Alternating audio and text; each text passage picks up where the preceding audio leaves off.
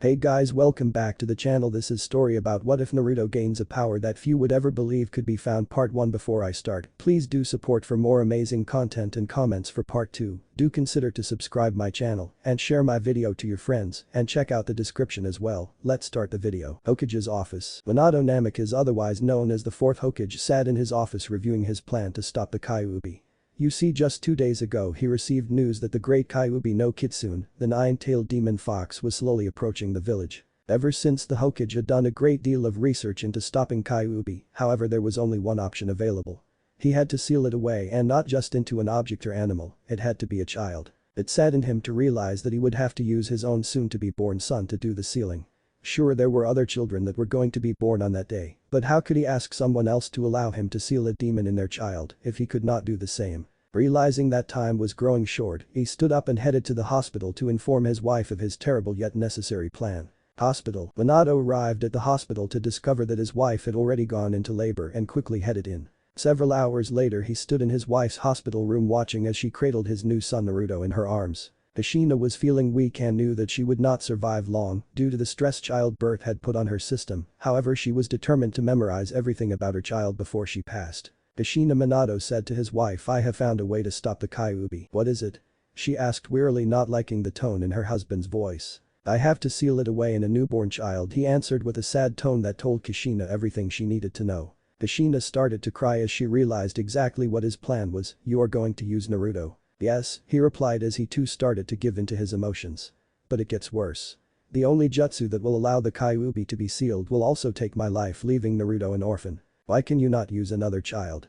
she asked, already knowing the answer. "Because I am unable to ask someone else to do what I am unwilling to do myself." They both proceeded to hug and cry with each other, both knowing that Naruto was going to have a hard life ahead of him. Hokage's office. Later that day Minato sat in his office crying as he cradled his son in his arms, for his wife had just passed away, and in just a few short minutes, he would need to perform the sealing ritual that would take his life and curse his sons. His predecessor, the 3rd Hokage, was sitting in the office, having been called there his successor. "Old man, I have found a way to defeat Kyuubi. Unfortunately I will have to seal it in my own son," said the 4th, having briefly stopped crying so he could be understood. Sarutobi looked sad himself as he replied, "I was afraid of that. I would try to stop you, but knowing how stubborn you are, I am guessing it would be useless." "You know me too well, old man," stated the 4th. "Can you please do me a favor and try to make sure he is seen as a hero?" "I will try, but you know how he is most likely going to be treated." "I know, but I need you to look out for him.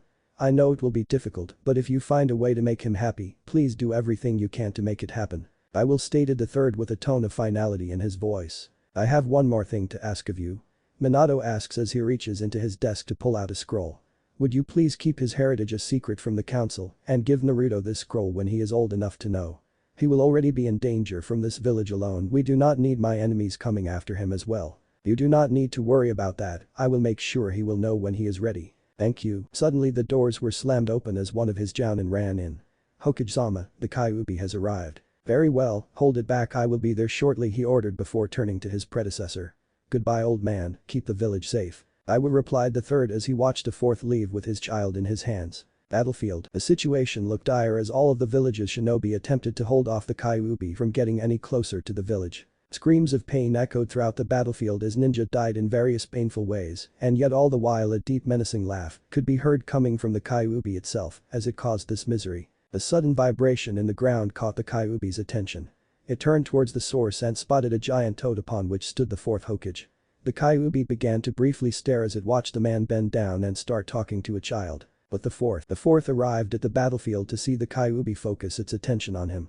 He bent down and placed his son on his summon Gamabunta before he began to talk. "I am sorry for what I am about to do to you, Naruto. I just hope that one day you can forgive me for this." But that he stood and turned to the Kyuubi and shouted, "Why did you come to Konoha?" With a malicious grin the Kyuubi responded, "I came to show you all just how pathetic you really are." "Then I am afraid I cannot let you proceed any further," Minato responded before starting a series of hand seals. "You think you can stop me?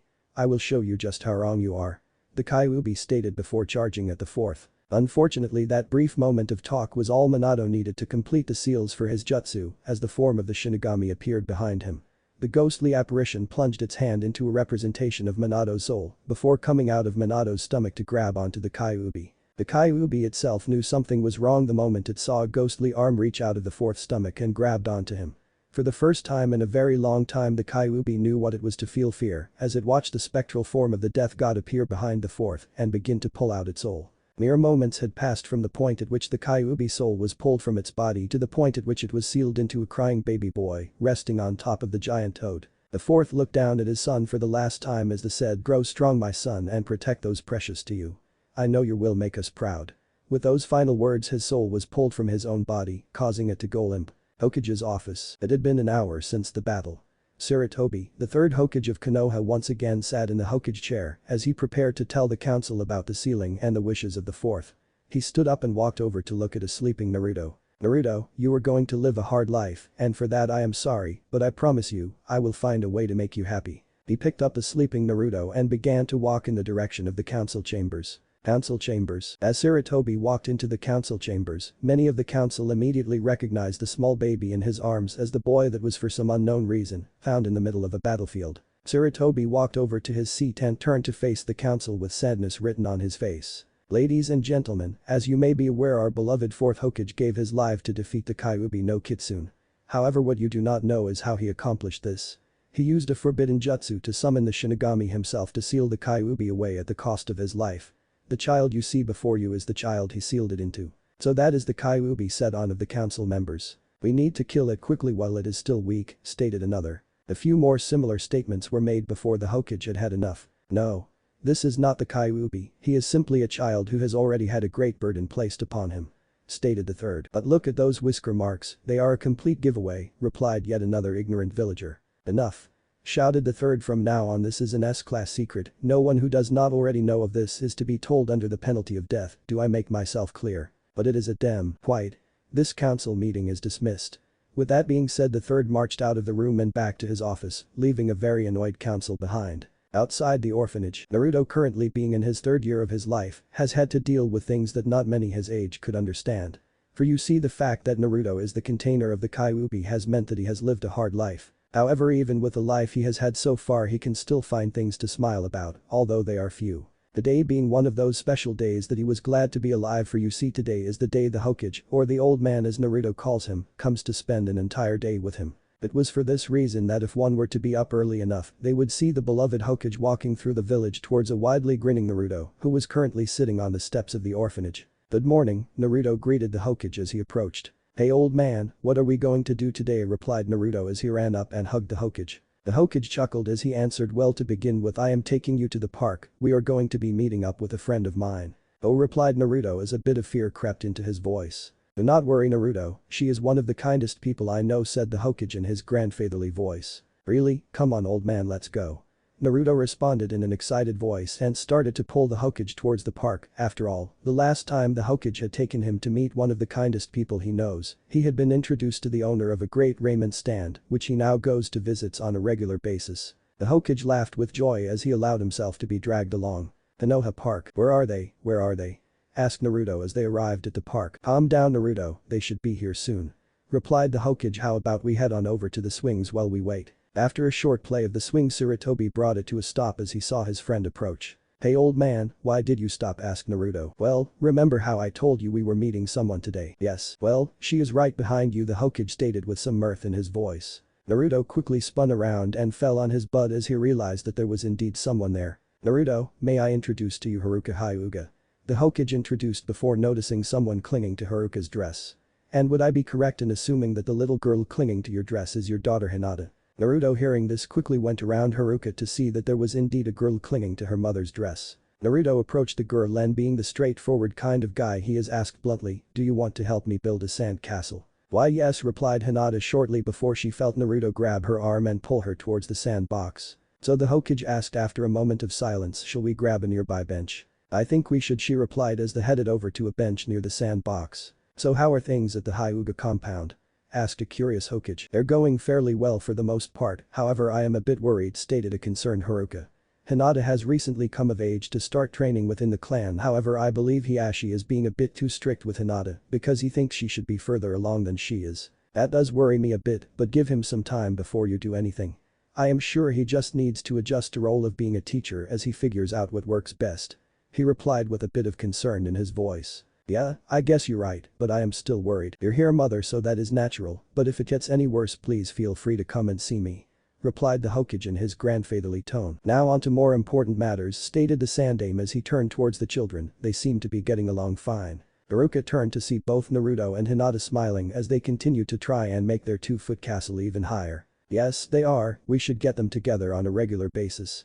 I think it would do some good for Hinata to have a friend outside of the clan," stated a slightly enthusiastic Haruka. "I believe it would do Naruto some good as well, he is sorely lacking in the number of friends he has," the Sandaime said with a bit of sadness leaking into his voice. "Now it is your turn, not to worry, Hokage-sama. I am sure he will make some more friends, just give it some time. We both knew that getting him some friend was going to be hard from the beginning," assured Haruka as she turned to him. "Thank you for your support, so how often do you think we should get them together?" asked Sarutobi looking back at Haruka. "How about every Sunday? Not many people other than ninja get out of bed early on Sundays, so we should be able to get them alone to have some fun together." "That sound like a good idea," the Hokage stated. They both turned their attention back to Naruto and Hinata just in time to see them place the last bit of sand in the sandbox onto the top of their 3-foot-high castle. "Now that is an accomplishment," he called to the children. "I have never before seen anyone use all of the sand in the sandbox to make a single castle." This caused both children to blush at the praise they received. "Well Naruto, say goodbye to your friend because we have to get going, it is almost time for lunch," stated the Hokage before turning to Haruka to say his goodbyes. Naruto quickly hugged and said goodbye to Hinata before heading after the Sandaime, leaving a blushing girl in his wake. Ichiraku ramen. Both Sarutobi and Naruto arrived at the ramen stand to find it empty. Quickly taking his seat, Naruto called out, "Hey old man Ichiraku, I am here for some ramen." "Ah, Naruto, I see you brought company with you this time," replied the stand owner. "So what type would you like today?" "I will have a miso please." "I want beef," stated Naruto as he started to look around. "Hey, is AM here?" "Yeah, I will see if she is willing to come out," replied Tucci before turning to the Sandaime. "He seems excitable today." "Yes, well he made a new friend today." "Well then, I will just have to fetch AM so he can tell her all about it," Tucci responded with happiness in his voice. They were left momentarily alone as Tucci walked into the back room and sent AM out to them. "Hello Hokage-sama," greeted AM before turning her full attention to Naruto. "So Naruto-kun, I hear you made a new friend today, what is their name?" asked AM. "How do you already know I made a friend? I just got here," asked a confused Naruto. "My dad just told me, so what is their name?"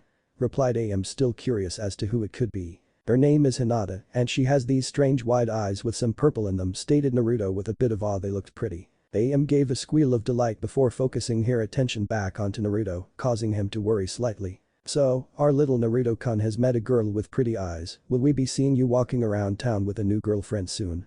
asked AM, clearly excited. "But she is already my friend," said a clearly confused Naruto. "Do not worry about it, Naruto," said the Sandaime. "You are much too young to be thinking about what AM is trying to say." Whatever complaints Naruto might have had were quickly forgotten as the smell of a freshly made bowl of ramen reached his nose as it was placed in front of him. "So, do you think they will get together?" Tucci asked the Sandaime, clearly having heard the entire conversation. "I hope so," responded the third. "They make a cute couple." Konoha Forest. It had been 6 months since Naruto and Hinata first met, and every Sunday without fail, Sarutobi and Haruka got them together to play. The day was not one of those days, but in Naruto's opinion it was still a great day. For you see, he had managed to go a whole day without upsetting any villagers and was currently lying down, looking at the stars above in silence. His silence was however broken by the sound of a broken tree branch, and with nothing better to do he decided to investigate. The quick jog in the direction of the sound revealed a man with a Kumo headband, but the most interesting thing in Naruto's opinion was the fact that he had a girl slung over his shoulder. The girl in question seemed to have dark blue hair, wide eyes and looked to be about his age. His mind started racing as he recognized the girl and turned his attention to the ninja. "Hey, what are you doing with Hinata-chan?"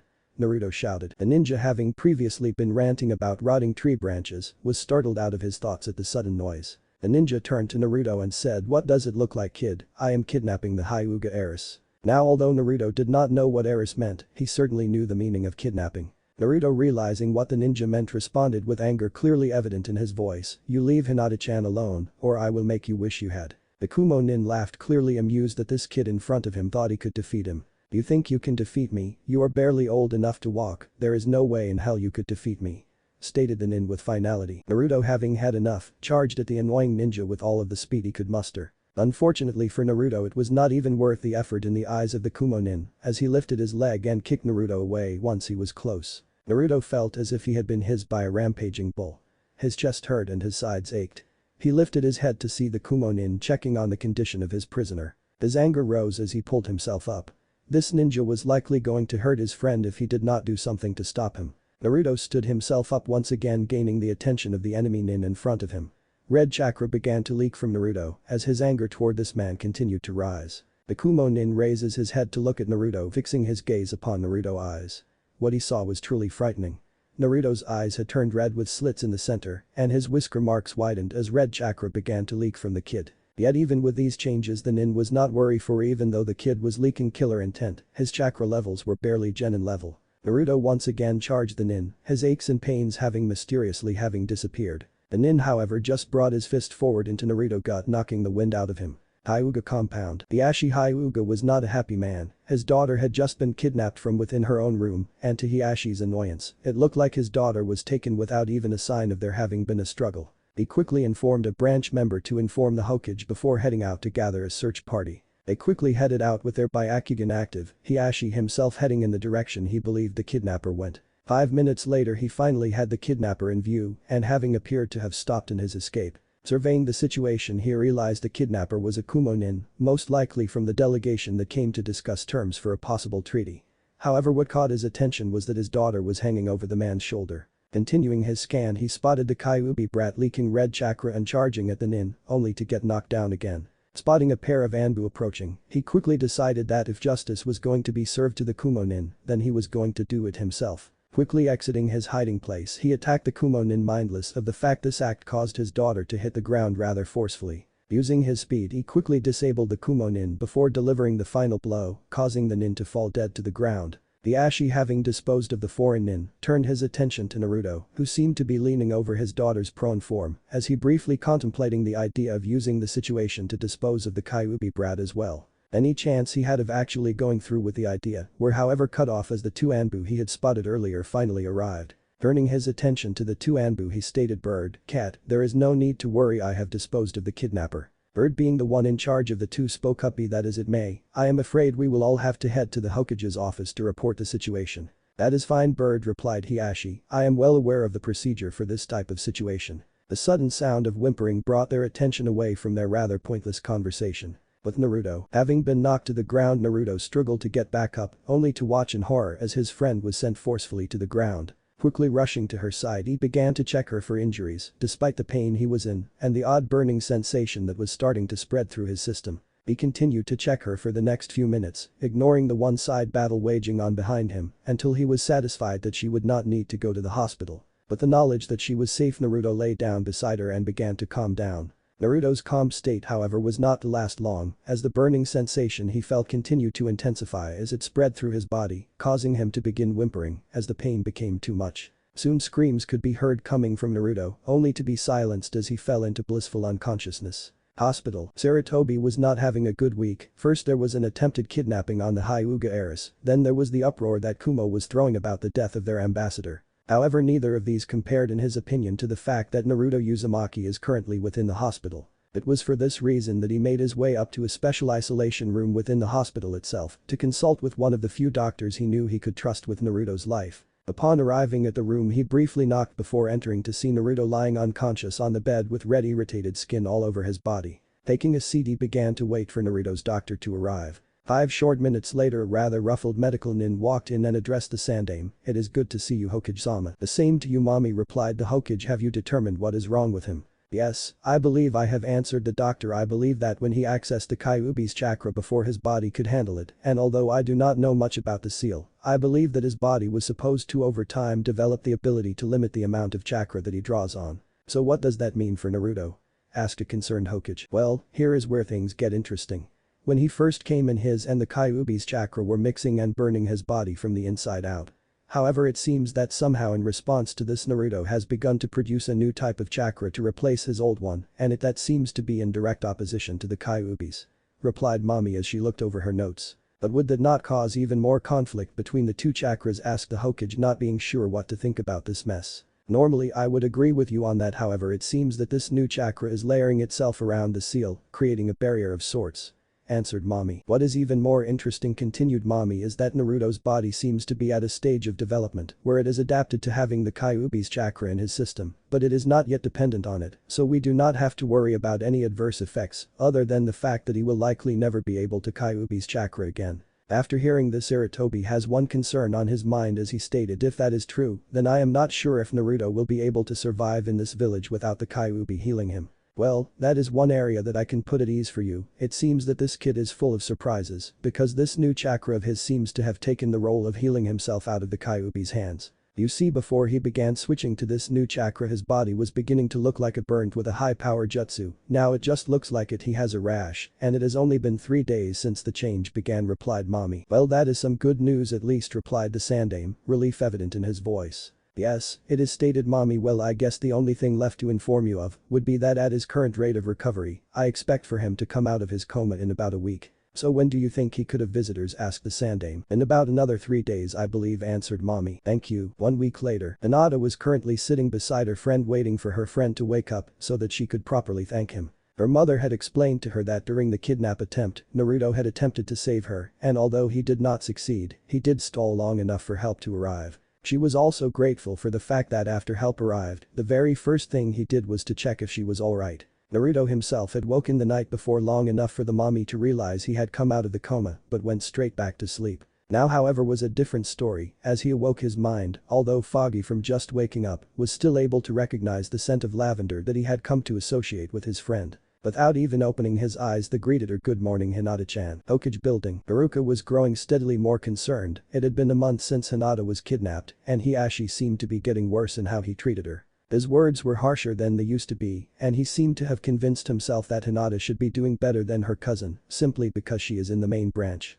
Haruka herself failed to see how he could believe that, as Hinata's cousin was both a year older than Hinata and seemed to be able to pick up on the Hyuga style of fighting rather easily. To make matters worse, Hiashi's style of teaching seems to only make it harder for Hinata to learn, not to mention making her life miserable within the compound. However, not everything in their lives caused Haruka concern, for she was currently expecting another child. She felt positively giddy over this new development and just could not wait for it to arrive. For the time being, however, her excitement about this fact seemed small in comparison to her worries for Hinata's well-being, and it was for this reason that she was currently heading towards the Hokage's office in search of help. Hokage's office. The Sandaime was currently in his office having a great day as he had just completed the paperwork for the incident the previous month and was back to just the normal workload. Hearing a knock at the door, he called for them to come in. "Ah, Haruka, I hear congratulations are in order," greeted the Sandaime. "Thank you, I am 2 months along," replied Haruka. "Well, that is good to hear, so what can I do for you today?" asked the Hokage. "Do you remember several months back about our conversation about Hiashi?"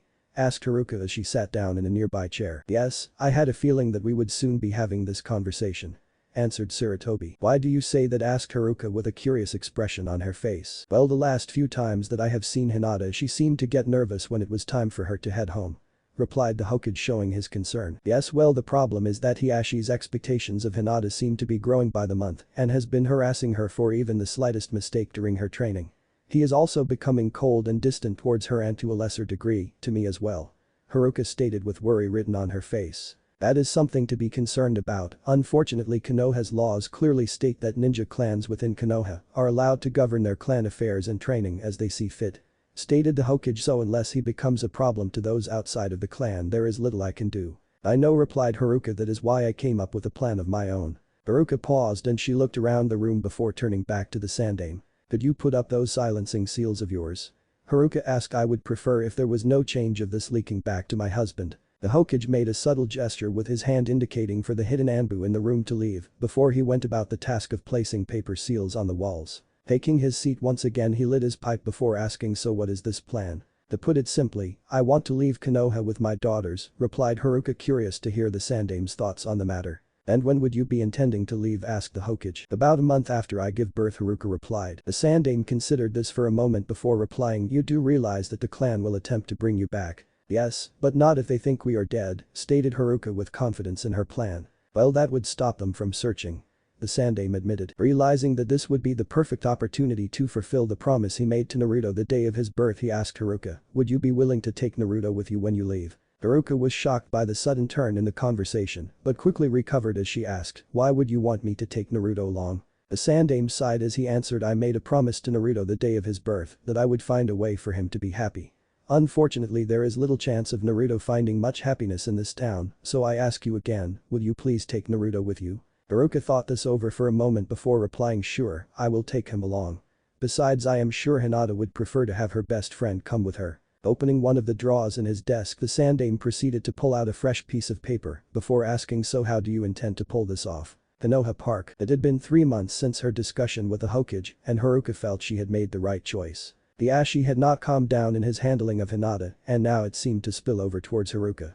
He seemed to believe that Haruka was the cause of Hinata's lack of progress and is causing her to become soft. In a sense this was true, as Hinata had inherited her mother's kind personality, but the simple fact of the matter was that Hiashi simply refused to believe that he could achieve better results by simply correcting Hinata's movements instead of berating her. And with those thoughts, Haruka continued to make her way through the local park as she and her daughter went to once again meet up with Naruto and the Hokage for their weekly get-together. Upon reaching the playground, Naruto quickly spotted them and came over to greet them both with a hug before dragging Hinata off to play. Haruka walked over to the Sandaime and took a seat as she greeted him. Good morning. Good morning. Greeted Sarutobi. How are the preparations coming? They're coming along fairly well. I have completed making copies of the clan's basic jutsu scrolls, and I have finished gathering only one complete set of clothing for each of us, as it would be a better idea to buy the rest outside of Konoha. The only thing left for me to do is find someone outside of Konoha who is willing to have us stay with them until we decide where we want to go. Replied Haruka. Well, I think I can help you with that. I know of a retired Konoha shinobi in Tea Country who would enjoy the company. In fact, I think you know of her, she was an orphan named Rin.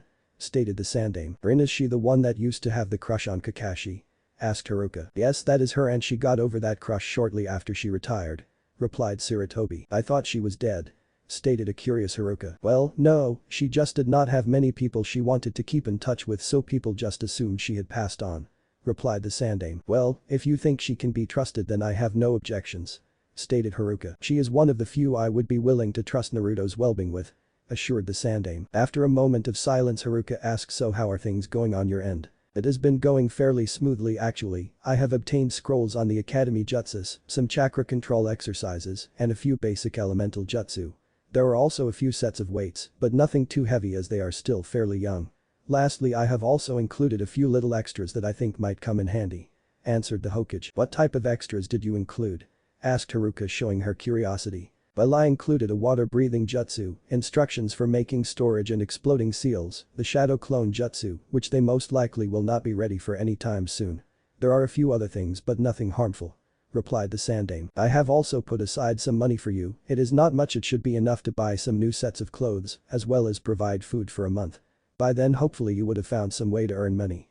Continued the Sandaime. Thank you, I appreciate that.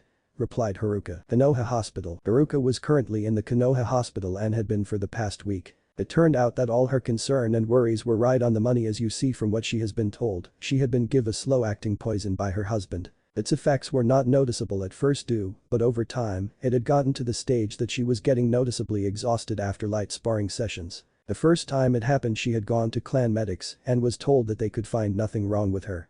The second time she was closer to the Konoha hospital, so she got checked out there, but they also found nothing. After the fifth time she decided that she had to find out what was wrong, as she did not want to risk losing her opportunity to get her daughters out of Konoha, so with that in mind, she had gone directly to the Hokage in search of help. The Sandaime as always had been very accommodating. He had set up the room normally reserved for Naruto and got some of his best and most trusted medics to find out what was wrong with her. It had taken an hour just to find out that the cause of her exhaustion was because of a poison, and another hour to find a way to remove it. The poison itself was discovered to slowly eat away at the blood, reducing the level of oxygen it can hold, and breaks down into components naturally found within the bloodstream. Initially they had no idea who would want to poison Haruka, but after being informed of the consequences of giving birth with such a condition, they had a fairly good idea.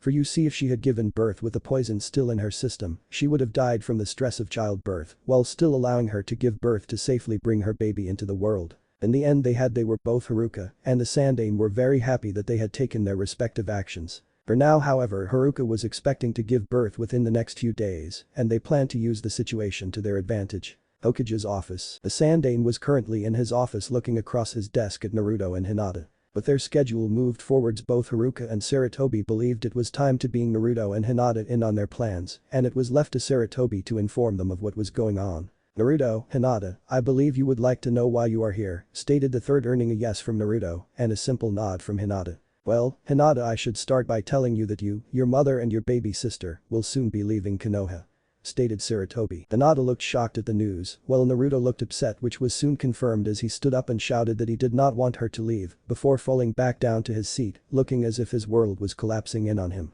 The third looked straight at Naruto before saying, there is no need to worry, Naruto, you will be going with them. That statement brought a smile to both of their faces before Naruto asked the obvious question, why are we leaving? Well, Hinata, there are 3 reasons why you will be leaving. The first is that your father has been very mean to both you and your mother. The second is so that your mother will be able to teach you instead of your father. And the third is that your father recently tried to kill your mother, said the Sandaime a bit uncomfortably. This last piece of information caused both children to gasp before Hinata started to cry and Naruto to hug her, not really knowing how to comfort the crying girl. Before she could get lost in her tears, however, the Sandaime spoke, there is no reason to worry about you, mother Hinata, she is fine and is in the hospital preparing to give you your new baby sister. This seemed to calm Hinata down, so he continued with his explanation, Naruto, the reason you will be going with them is because with the way the village treats you, I do not think you will be able to be very happy here. Naruto for a moment looked like he was going to argue, but even he had to concede to the fact that he has a hard time trying to find reasons to smile.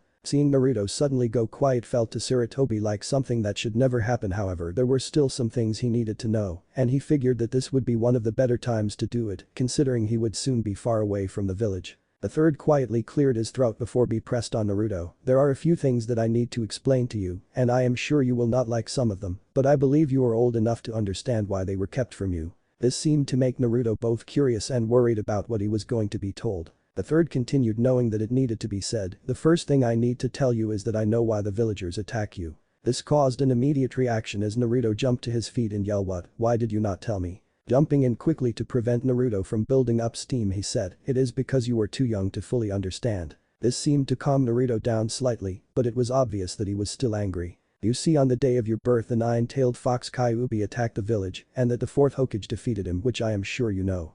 What you do not know is that the 4th was unable to kill the Kyuubi, so he had to seal it away, but the only thing strong enough to hold the Kyuubi is a newborn child. That night, Naruto, you were the child he chose to seal it in, explained the third before waiting to see what Naruto thought of this new development. After a moment after the initial shock began to wear off, Naruto asked in a quiet voice, am I the Kyuubi? Sarutobi was glad for this question as it showed that the villages had not yet damaged Naruto's mind too badly. Snapping himself out of his thoughts, he answered, no, you are not the Kyuubi, it is just trapped inside you. Naruto let out the breath he was holding in obvious relief. I think that you should also know that those too young to remember the incident do not know about this because of a law I made preventing it. The Sandaime allowed this last piece of information sink in before deciding it was time to continue. Naruto, if you are ready, there are still things I need to tell you. Naruto was currently wishing for this to be over already, but this wish was not granted, instead he received the next best thing. Hinata had decided that this was not something he should be going through alone and had moved her chair closer to him so that she could hold him close. Hinata throughout this part of the conversation had been silent, but the emotions on her face spoke volumes about what she was thinking about. When the Hokage had said that Naruto was attacked by the villagers, she had been shocked, how could they do such a thing? When she heard that the Kyuubi was not killed, she became worried as to where it went and if it might come back. However, upon hearing that it was sealed into Naruto, she knew she was safe after all. She had seen some shinobi sealing things in scrolls and figured it was the same thing. Upon hearing Naruto ask if he was the Kyuubi, she just thought it was a dumb question after all. How could someone as nice as Naruto ever be considered a demon? Thinking that if the rest of what the Sandaime is as big as what he has already revealed, then Naruto might need some comfort, so she quietly moved her chair closer to him and wrapped her arms around him and resolved herself to just listen. The Hokage smiled at the gesture, thinking that if this kept up then they would be together for a long time. Seeing as they were both paying attention again, he continued on, the second thing I have kept from you is the identity of your parents. Seeing Naruto about to add his thoughts to the conversation, he hurried to explain, the reason this was kept from you is that if this information had gotten out, you would have been dead within a week. Naruto's outburst stopped dead in its tracks at hearing that. Now, your mother name was Kushina Uzumaki and was originally from Whirlpool, and before you ask, as far as we know she was the only Uzumaki to survive. As for your father, well, there is a picture of him on the wall here, say hello to Minato Namikaze, the 4th Hokage. To say Naruto and Hinata were shocked would be an understatement of the century. Their mouths were open, their eyes bulged, and Sarutobi was also being to believe that they had lost the ability to think. Well, at least until they began to move again. As Naruto looked at the picture, he let a smile cross his face, he finally knew who his parents were.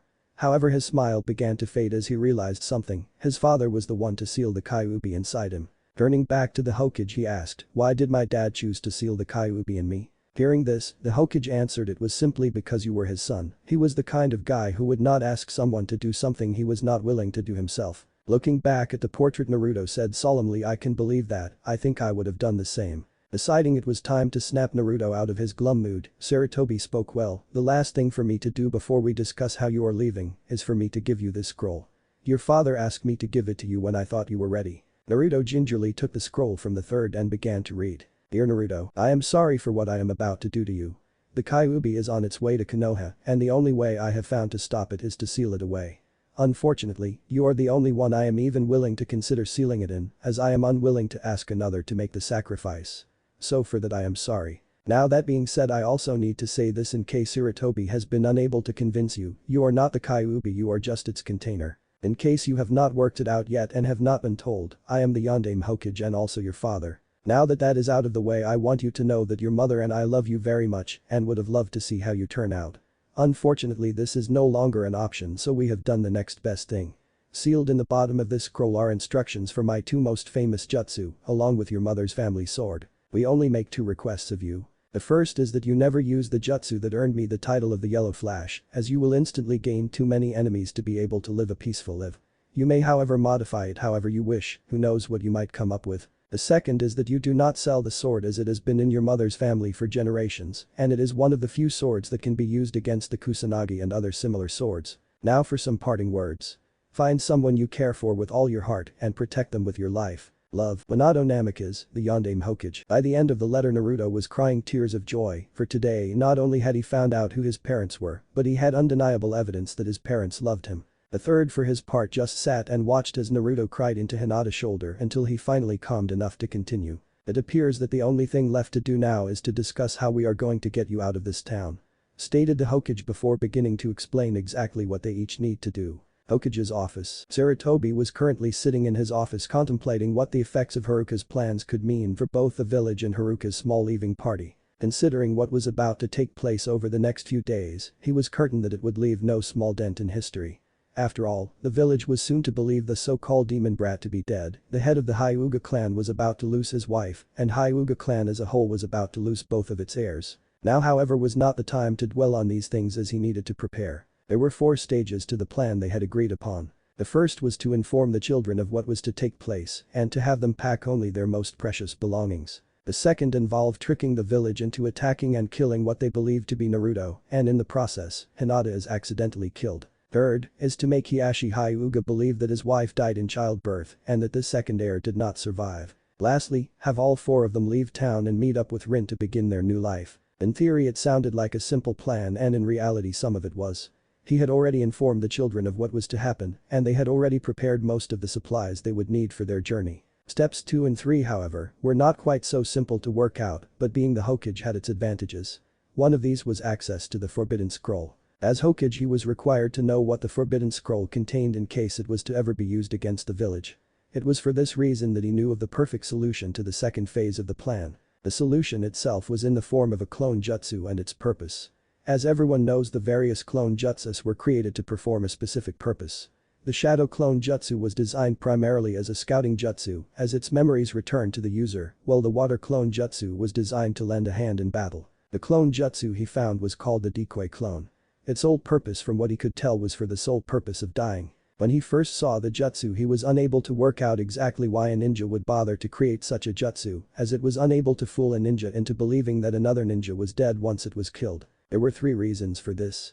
The first was that any clone created with the jutsu lacked the physical strength of the ninja it was cloned from. The second was because it was unable to use jutsu and therefore did not make a convincing target. Lastly, the clone only lasted 6 hours before it crumbled to dust, so even if a ninja was convinced that he killed his target, he would be in for an unexpected surprise when the evidence of his success crumbled to dust before his eyes. It was not until a few weeks after that he realized the true purpose of the clone. It was designed to create a clone of a civilian, so that if a ninja knew he was being targeted, he would at least be able to ensure his family's safety. It was this fact that convinced Sarutobi that it was the perfect jutsu for the second stage of the plan. After all, a 5-year-old was not expected to be strong or able to use jutsu. Leaving his office behind, he headed to the hidden basement of the Hokage building to begin the preparations. Hokage building basement. It was a little known fact that the Hokage building even had a basement and even less knew how to access it, so in the Hokage's opinion, it would be the perfect place to set the second stage of Haruka's plan into action. He had just finished setting up for the task ahead. He had gathered 2 packets of blood from the hospital. This allowed the clones to bleed normally after they had been made, a large pile of dirt, as the technique is similar to an earth clone, and drawn a seal array on the floor, as to allow the user of the jutsu to clone someone other than himself. All he had to do now is create the clones. Konoha streets. It was late at night, and a fake Naruto could be seen running through the streets towards trying to get to the orphanage before they kicked him out for the night. Taking a sharp turn and without looking where he was going, he crashed into a drunken man near one of the busiest bars in Konoha. "I am sorry sir, I was not looking where I was going," said Naruto. "That is quite all," the drunken man started to say before he noticed who it was that crashed into him. Naruto started to look fearful as he heard the man go silent, only to have his fears confirmed when the man next spoke. "So you thought you would try to attack me, demon," stated the drunken man, drawing the attention of some of the other villagers. "Well, you thought wrong. I am going to give you the eating of your life." Naruto turned and began run away, only to be chased by the drunken man who now had some others following, attempting to get in on the action. Naruto was seen running through the village trying to get away from the villages before turning and heading towards the forest. Deciding that it would be easier to dispose of the Kyuubi if they were not in town, they were all too eager to follow. Konoha Forest. The fake Hinata was laying on the ground of one of the training grounds in Konoha, waiting to fulfill her role in the events to come. Getting off the ground, she saw a figure rapidly approaching in the distance and began to play her part. Acting as if she had just waken up, she walked towards the figure calling out, "Naruto-kun, what are you doing out here so late?" Naruto, who had not been paying attention to where he was going, turned to look in front of himself just before crashing into Hinata, knocking them both to the ground. They lay that way for a moment, which was all of the time needed for the mob of drunken villagers to catch up. Tossing the Hyuga girl aside, the mob began to beat and stab Naruto as he began to cry and ask for them to stop. Hinata, unable to stand watching this happen, moved to the center of the mob before tripping and falling into the path of a knife that was heading straight for Naruto, causing a large gash to appear along her side. Instantly the crowd stopped in shock at seeing the body of the Hyuga heiress fall on top of the demon brat with a large wound in her side. They however were not given enough time as the Hokage arrived at the scene with a group of Anbu who took them into custody as the Hokage created a clone and personally carried both of the injured away. Konoha Hospital. The Ashi Hyuga was not happy as he had been called out of this home in the middle of the night, only to be informed that his daughter was in the hospital and was not expected to survive. The fact that his daughter was on death row did not bother the man at all. In fact, he would rather see her dead so that she could no longer disgrace the Hyuga name. The only reason he had come was because he had to keep up appearances of being a caring father, even if it was not true. Arriving at the room, he made it just in time to see a group of medics exit the room with a somber expression on their faces. One of the medics, having seen Hiashi, stopped the Hyuga head in his tracks. "Hyuga-sama," he began, "I am afraid that she did not make it." Hiashi was glad for this development, but deciding that it was best to maintain appearances, asked, "How did she die?" "She received a large knife wound when she attempted to stop a mob from hurting the demon brat," replied the medic. Hiashi was honestly surprised at this development, but she was still worthless in his eyes, so he shrugged it off. Dismissing the medics, he made his way to the room with his daughter and spent a few minutes just standing around. After all, it would be hard to convince anyone that he had cared for his daughter if he did not at least make it look like he spent some time grieving. Leaving the room, he approached a nearby medic and asked to have the body cremated and have the remains sent to his residence. All members of the Hyuga are after all cremated to prevent their bodies from revealing any secrets. Konoha Hospital Morgue. Sarutobi was currently celebrating his apparent ability to pull the wool over Hiashi's eyes, but also being mindful of the fact that he had a task to do. Hiashi had fallen for the bait and had, as expected, had asked for Hinata to be cremated. Having previously expected this, Sarutobi was prepared and was currently ensuring the success of this part of the plan by replacing the fake body in the cremator with an appropriate amount of wood to replace it. After the fake body would soon disappear, and Hiashi was expecting to see ash in Hinata's urn and not dust. Konoha Cemetery. News spread fast in Konoha, and that was especially so when that news just happened to be that the village's demon brat had been killed. Currently, almost the entire village was celebrating the Naruto's death in one way or another, but very few even showed up to his funeral to pay their respects. Among the few that turned up were Sarutobi, Tuchi Ichiraku and his daughter, a chunin named Kurenai, who had heard many things about him from Haruka, and a few of the Anbu that had guarded him throughout his life. Sarutobi made a mental note of the people who attended so that maybe one day they would be able to know the truth about what happened. For now though, the Sandaime was glad that Naruto at least had this many people who cared about him. Hokage building basement. Since the cloning done by the Hokage, both Naruto and Hinata had remained in the basement of the Hokage building so that they do not ruin the plan. They did not mind however, as it would only be a few days before they leave and at least they could keep each other company. That is not to say that they had nothing to do, because the Hokage had been considerate enough to play some games and a TV within the room. For now though, they were just both content in the knowledge that they would soon be living happily someplace far away from Konoha. Haruka's hospital room. It had been 2 days since Naruto's funeral and Sarutobi was beginning to have second thoughts. It was not because he did not think it would work or that it was not the right thing to do, but because Haruka had gone into labor and was currently squeezing the life out of his arms, yelling a string of curses about the uselessness of men that would make a sailor green with envy. On the plus side however, they had everything set into motion to allow for the group to leave the next morning. Unused hospital room. Haruka had given birth to her new baby daughter, Hanabi, just a few short hours ago with the help of a doctor named Mommy. Being one of the Hokage's most trusted medics, Mommy had been let in on the plan so that she could help switch Haruka and Hanabi with clones. It was for this reason that they were now in one of the unused hospital rooms, which according to the hospital records, had suffered from the effects of a burst water pipe, causing the room to be unsafe to use until fixed. The actual truth of the matter was that both Mommy and the Sandame had just filed the paperwork and boarded up the room so that the Sandame could use the room to perform the decoy clone jutsu. The Sandame double-checked the modified seals he had drawn for the jutsu. The reason for the modification of the jutsu was because unlike the previous time he performed the jutsu, he wanted the clones to look as if they had from natural causes rather than external injuries. So it was for this reason that he had to change the seals slightly, causing the summoned clones to already be dead when summoned. Having finished checking the seals, he began the jutsu. Konoha's hospital. Sarutobi and Mommy were currently trying to navigate through the halls of the hospital with 2 dead bodies. They had run into an unexpected problem, but it was one they should have foreseen. After all, they needed to transport dead bodies through the frequently used corridors of the building. Luckily there was a simple solution. Sarutobi would use a henge to transform himself into a nameless doctor before casting a jinjutsu to make those around him believe that they were just moving a sleeping patient. Making it to Haruka's official hospital room, they unloaded the 2 bodies onto the hospital bed. Canceling the jinjutsu, Sarutobi began to head back to Haruka so that he could clean away the evidence of the clone, leaving Mommy to inform Hiashi of the bad news. Hyuga compound. Hiashi just received the most devastating and infuriating news he could imagine. His wife had just died, but that is not what had him upset. It turned out that in her death she had taken her newborn child with her. This development ruined his plans to raise a child without the influences of having such a soft mother. To make matters worse, it was most likely his fault that this had happened, and now he did not even have a wife to give him another child. Realizing the uselessness of dwelling on such events, he decided that a change of plans were in order and that he would have to raise his firstborn daughter to be strong. Or at least that would have been his plan had she not also died, leaving him without an heir. Shaking himself out of his thoughts, he began to head towards the Konoha hospital.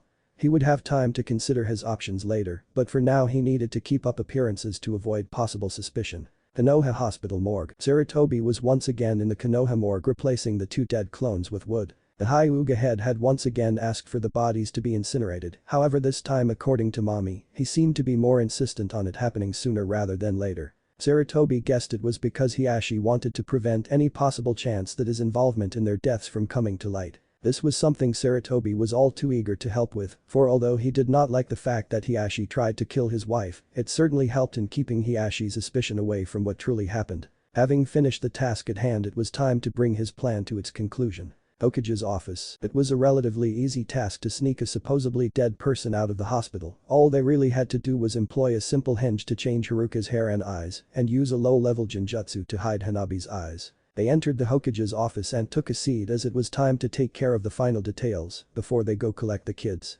"So how are you feeling? It has got to be exhausting using your chakra so soon after giving birth," asked the Hokage. "Yes, it is, but to be honest we were expecting it to happen," answered Haruka. "Well, let us move on to business, shall we? Have you decided on what your new family name will be?" asked the Sandame as he reached for the group's new identification papers. "I haven't. I would like to be Asahara, meaning peaceful spring," answered Haruka. "I think it is perfect for you and your daughters, considering you are some of the kindest people I know," stated the Sandame as he began to fill in the papers. "Thank you," replied Haruka. "Well, seeing as Naruto has already decided to just keep his last name blank for the time being, I guess we can move on," stated the Sandame. "I have been in contact with Rin," the Hokage continued. "She has informed me that she will be waiting in a clearing 2 kilometers from the main gate on the way to Otofukugai, so you should have little problem finding her." "Well, that is some good news. Has she planned out the trip yet, or is she going to wait until we get there?"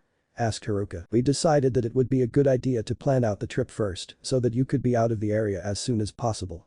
Answered the Hokage. I guess that is a good idea. So what exactly is the plan? Asked Haruka. As soon as you show up, she plans to head out straight away toward Otofukugai and spend a few nights there gathering whatever supplies you need before heading towards the border. After that she plans to rest at the Chamai's tea house for a while before heading towards her home. Answered the third. That sounds good to me. Is there anything else before we leave? Asked Haruka. Yes, just one last thing. The third stated as he reached into his desk and pulled out a backpack. I went and placed the everything that you were planning on taking into the ceiling scrolls within this backpack, so that should make it easier for you carry everything while leaving your arms free to hold onto Hanabi. Thank you, replied a thankful Haruka. Hokage building basement. Upon reaching the basement of the Hokage building, Haruka and the Sandaime were greeted to the sight of Naruto and Hinata sleeping while huddled up together between two fully open sleeping bags, using one as a bed and the other as a blanket. Seeing this, the third asked with some humor in his voice, how long do you think it will be before you have to give them the talk? Hopefully it will not be for a long time. Stated Haruka in a tone that clearly said she was not looking forward to it. Well, let us wake these two up so we can continue with the plan. The third stated before proceeding to do just that. Having woken up the two children, Sarutobi watched as they excitedly greeted Haruka and began to coo over Hanabi. Finally seeing the kids calm down, Sarutobi began to perform a series of low-level genjutsus to change their appearances, while Haruka used a henge to change herself before putting some makeup over Naruto's whiskers. They then each went behind a screen and changed their outfits so that they would not stand out. In the end they looked like an ordinary family.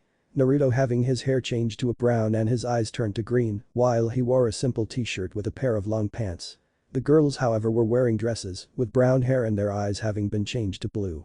Satisfied with the changes they began to head out of town to meet up with Rin. Forest clearing. It had been 2 hours since they had left Konoha and they had finally reached the clearing where they were supposed to meet Rin. Walking into the clearing they spotted a young woman sitting up against a tree as if she had fallen asleep that way. As if able to sense someone enter the clearing, the woman looked up towards the group and asks, would you happen to be Haruka by any chance? Hearing this, Haruka smiled and answered, yes, I am. Well, it is nice to meet you, Haruka, my name is Rin.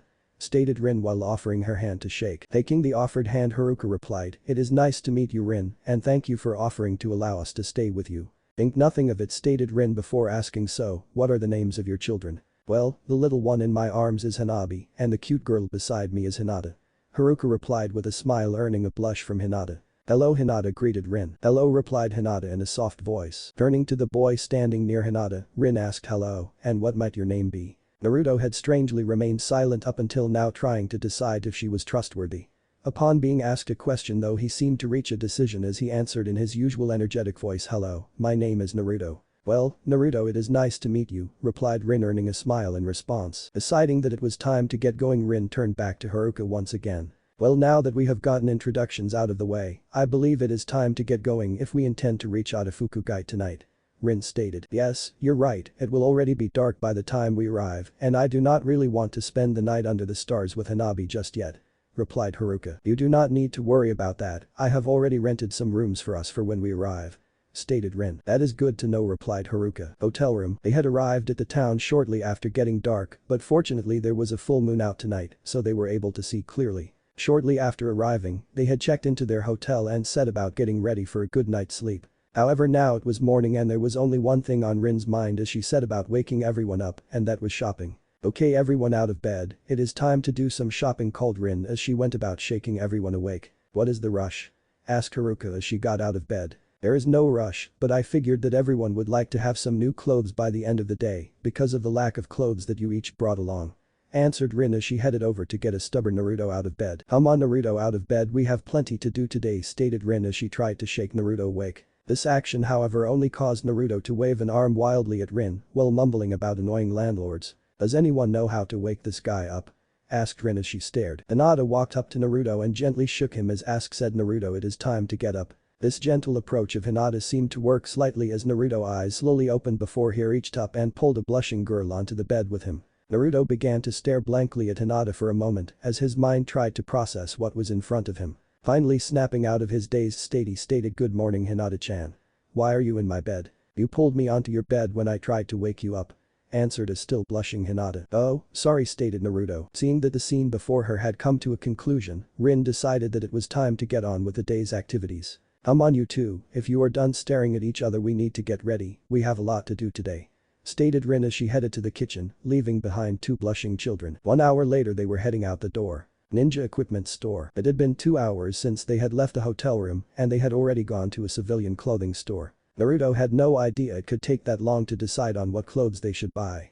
However, after seeing the end result of all of the effort put into searching the various racks of clothes, he had to admit that it was worth it. Now however they were entering one of Rin's favorite ninja stores. It may not have been the most well-known store out of Hokage, but upon entering the store, it was obvious that it supplied high-quality equipment for almost all areas of ninja life. "Alright you two," Haruka stated to Naruto and Hinata shortly after arriving at Rin's place, "we are going to start you education, but it's going to be a while before we start teaching you any too serious. With that being said, it does not mean we cannot search for things we might like to have or use so that we can save ourselves a trip." Haruka proceeded to then send the two to look around the shop while they went in search of the various items that they would need. An hour later they walked out of the store having brought their basic ninja tools and equipment, but they also walked out with a few scrolls on chakra control and some extra sealing scrolls. Hobby shop. After having some lunch, Rin had lead the group to a hobby shop near the center of town. "Why did you lead us to this store?"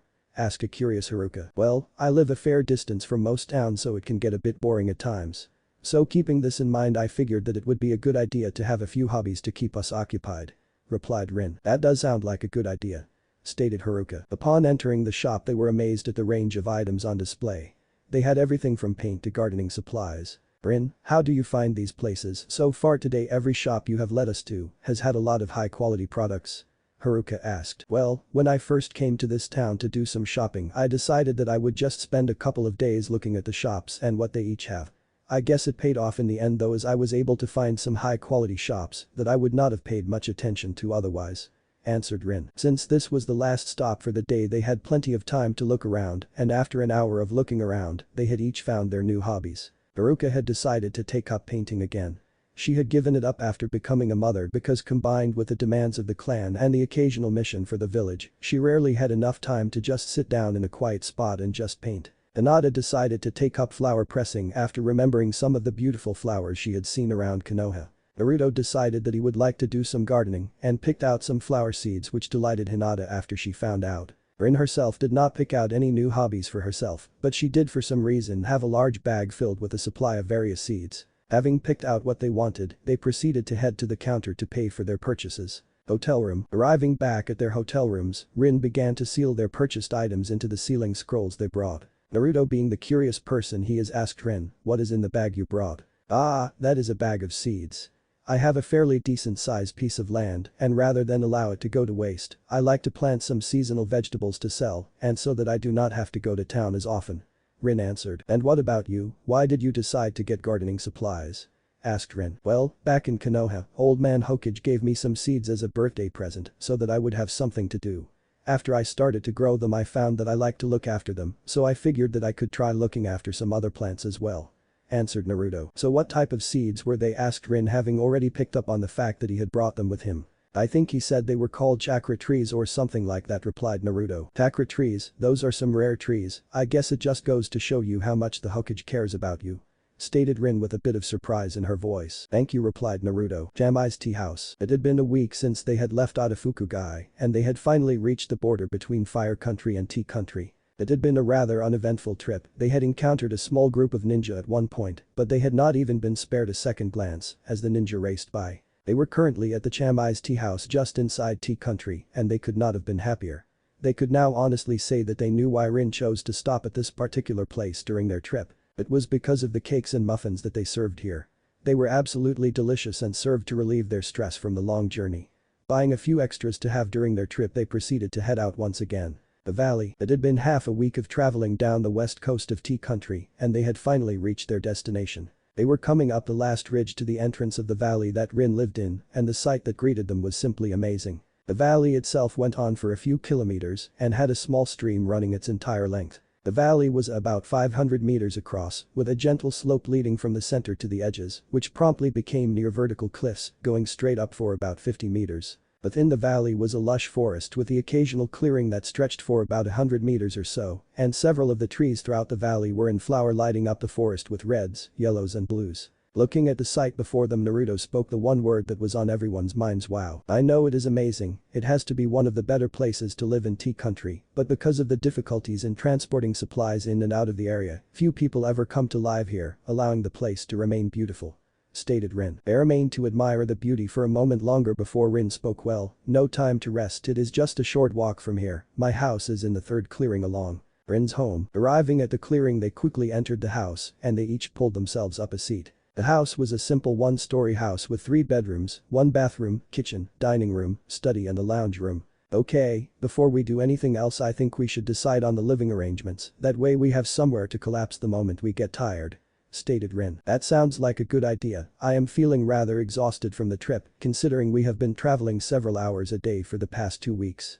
Replied Haruka. Alright, this house has 3 bedrooms, so the way I see it is that seeing as I already have one, I believe Haruka and Hanabi should share one of them, and Naruto and Hinata should have the other. That way Haruka will not have to wake anyone if she needs to attend to Hanabi. Stated Rin. That sounds alright, so which room is which? Asked Haruka. Well, the first door on the left will be Naruto and Hinata's room, while you and Hanabi can have the second one. My room on the other hand can be found at the end of the hallway. You also will not have to worry about there being enough beds in the house, I already took care of that the moment I agreed to let you live here. Answered Rin. Okay, that sounds good.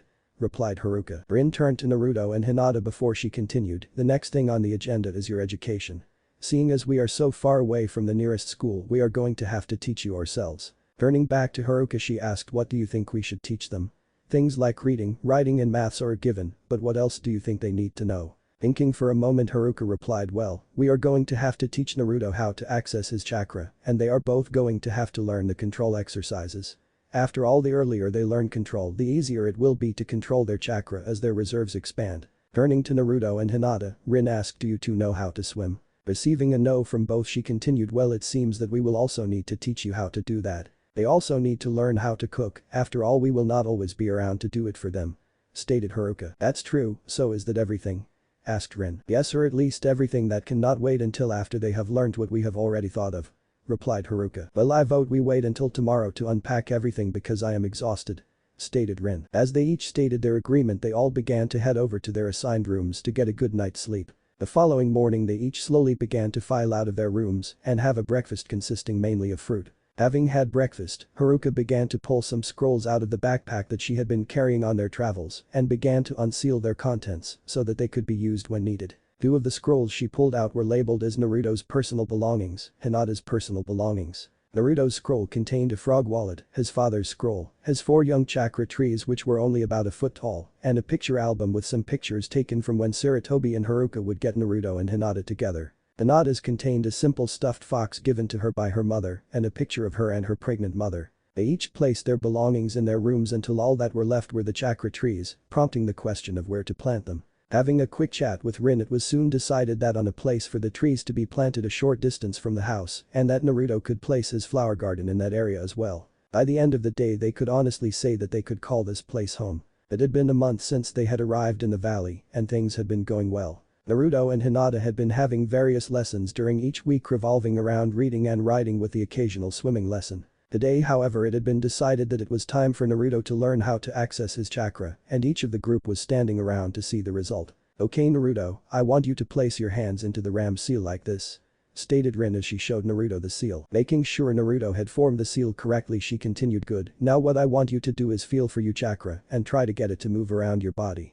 As you begin to get it to work, you will most likely feel it beginning to move around your stomach before anywhere else. Alright, replied Naruto as he set to work. Nothing happened for a few minutes, but everyone expected this as it can take a while to learn to access one's chakra rapidly. A few more minutes passed and it was obvious to everyone that Naruto was making progress. The main reason for this was the fact that he was currently emitting enough chakra to be a genin and it was still rising. After a few more minutes it finally capped out at around low to mid chunin level, which had them stunned as he had only barely reached the age which he would be enrolled in the academy. But what was a shock to everyone was that his chakra seemed to cause everyone to feel as if they were suddenly in the presence of someone powerful, but also someone who would not hurt anyone who did not deserve it. Snapping out of her shock, Rin congratulated Naruto on succeeding before turning to Haruka and saying, I think you were right about needing to have them learn chakra control.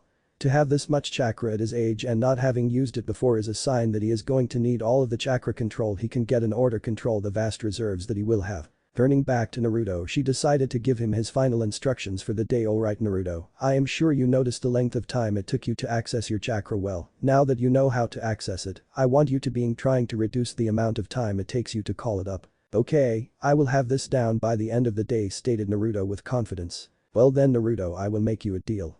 If you can get the hang of this by the end of the day, then I will teach you something new tomorrow, but if you cannot, then you have to wash the dishes tonight. How does that sound, stated Rin. Naruto considered this for a moment before quickly agreeing to the terms. Haruka, having watched this exchange, decided that it was time to let Rin know of her misfortune.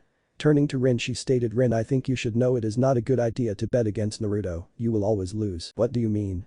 Asked Rin. Well, so far I know of at least 20 bets the Hokage had made against Naruto, and not one of them ended up with the Hokage winning. At this piece of information, Rin began to look slightly worried before shrugging it off. After all, the only thing she would have to do is teach something new to Naruto and Hinata if he succeeds, so she had nothing to worry about. That afternoon it was once again confirmed that betting against Naruto was bound to end in failure, as Naruto had indeed learned to access his chakra quickly. Rin's home. It had been a year since they had arrived at Rin's home, and for the most part they had plenty to do. Both Naruto and Hinata had taken to their studies quite well and had reached the point where they could both read and write and only occasionally have problems. Likewise, the same could be said for maths knowledge. They still worked on these as they still had a ways to go, but now they had moved on to some more difficult subjects, such as learning grammar and map reading. Their written studies had also been expanded to include history and what is known about the Konoha clans, especially the Hyuga clan, as it was unknown when they would next meet someone from the clan. Their practical studies, on the other hand, had also progressed well. They had begun with memorizing the hand seals and learning to swim before they quickly moved on to learning to jump from tree to tree and the best ways to avoid injuries from a fall. The final thing that they had covered during the year was chakra control.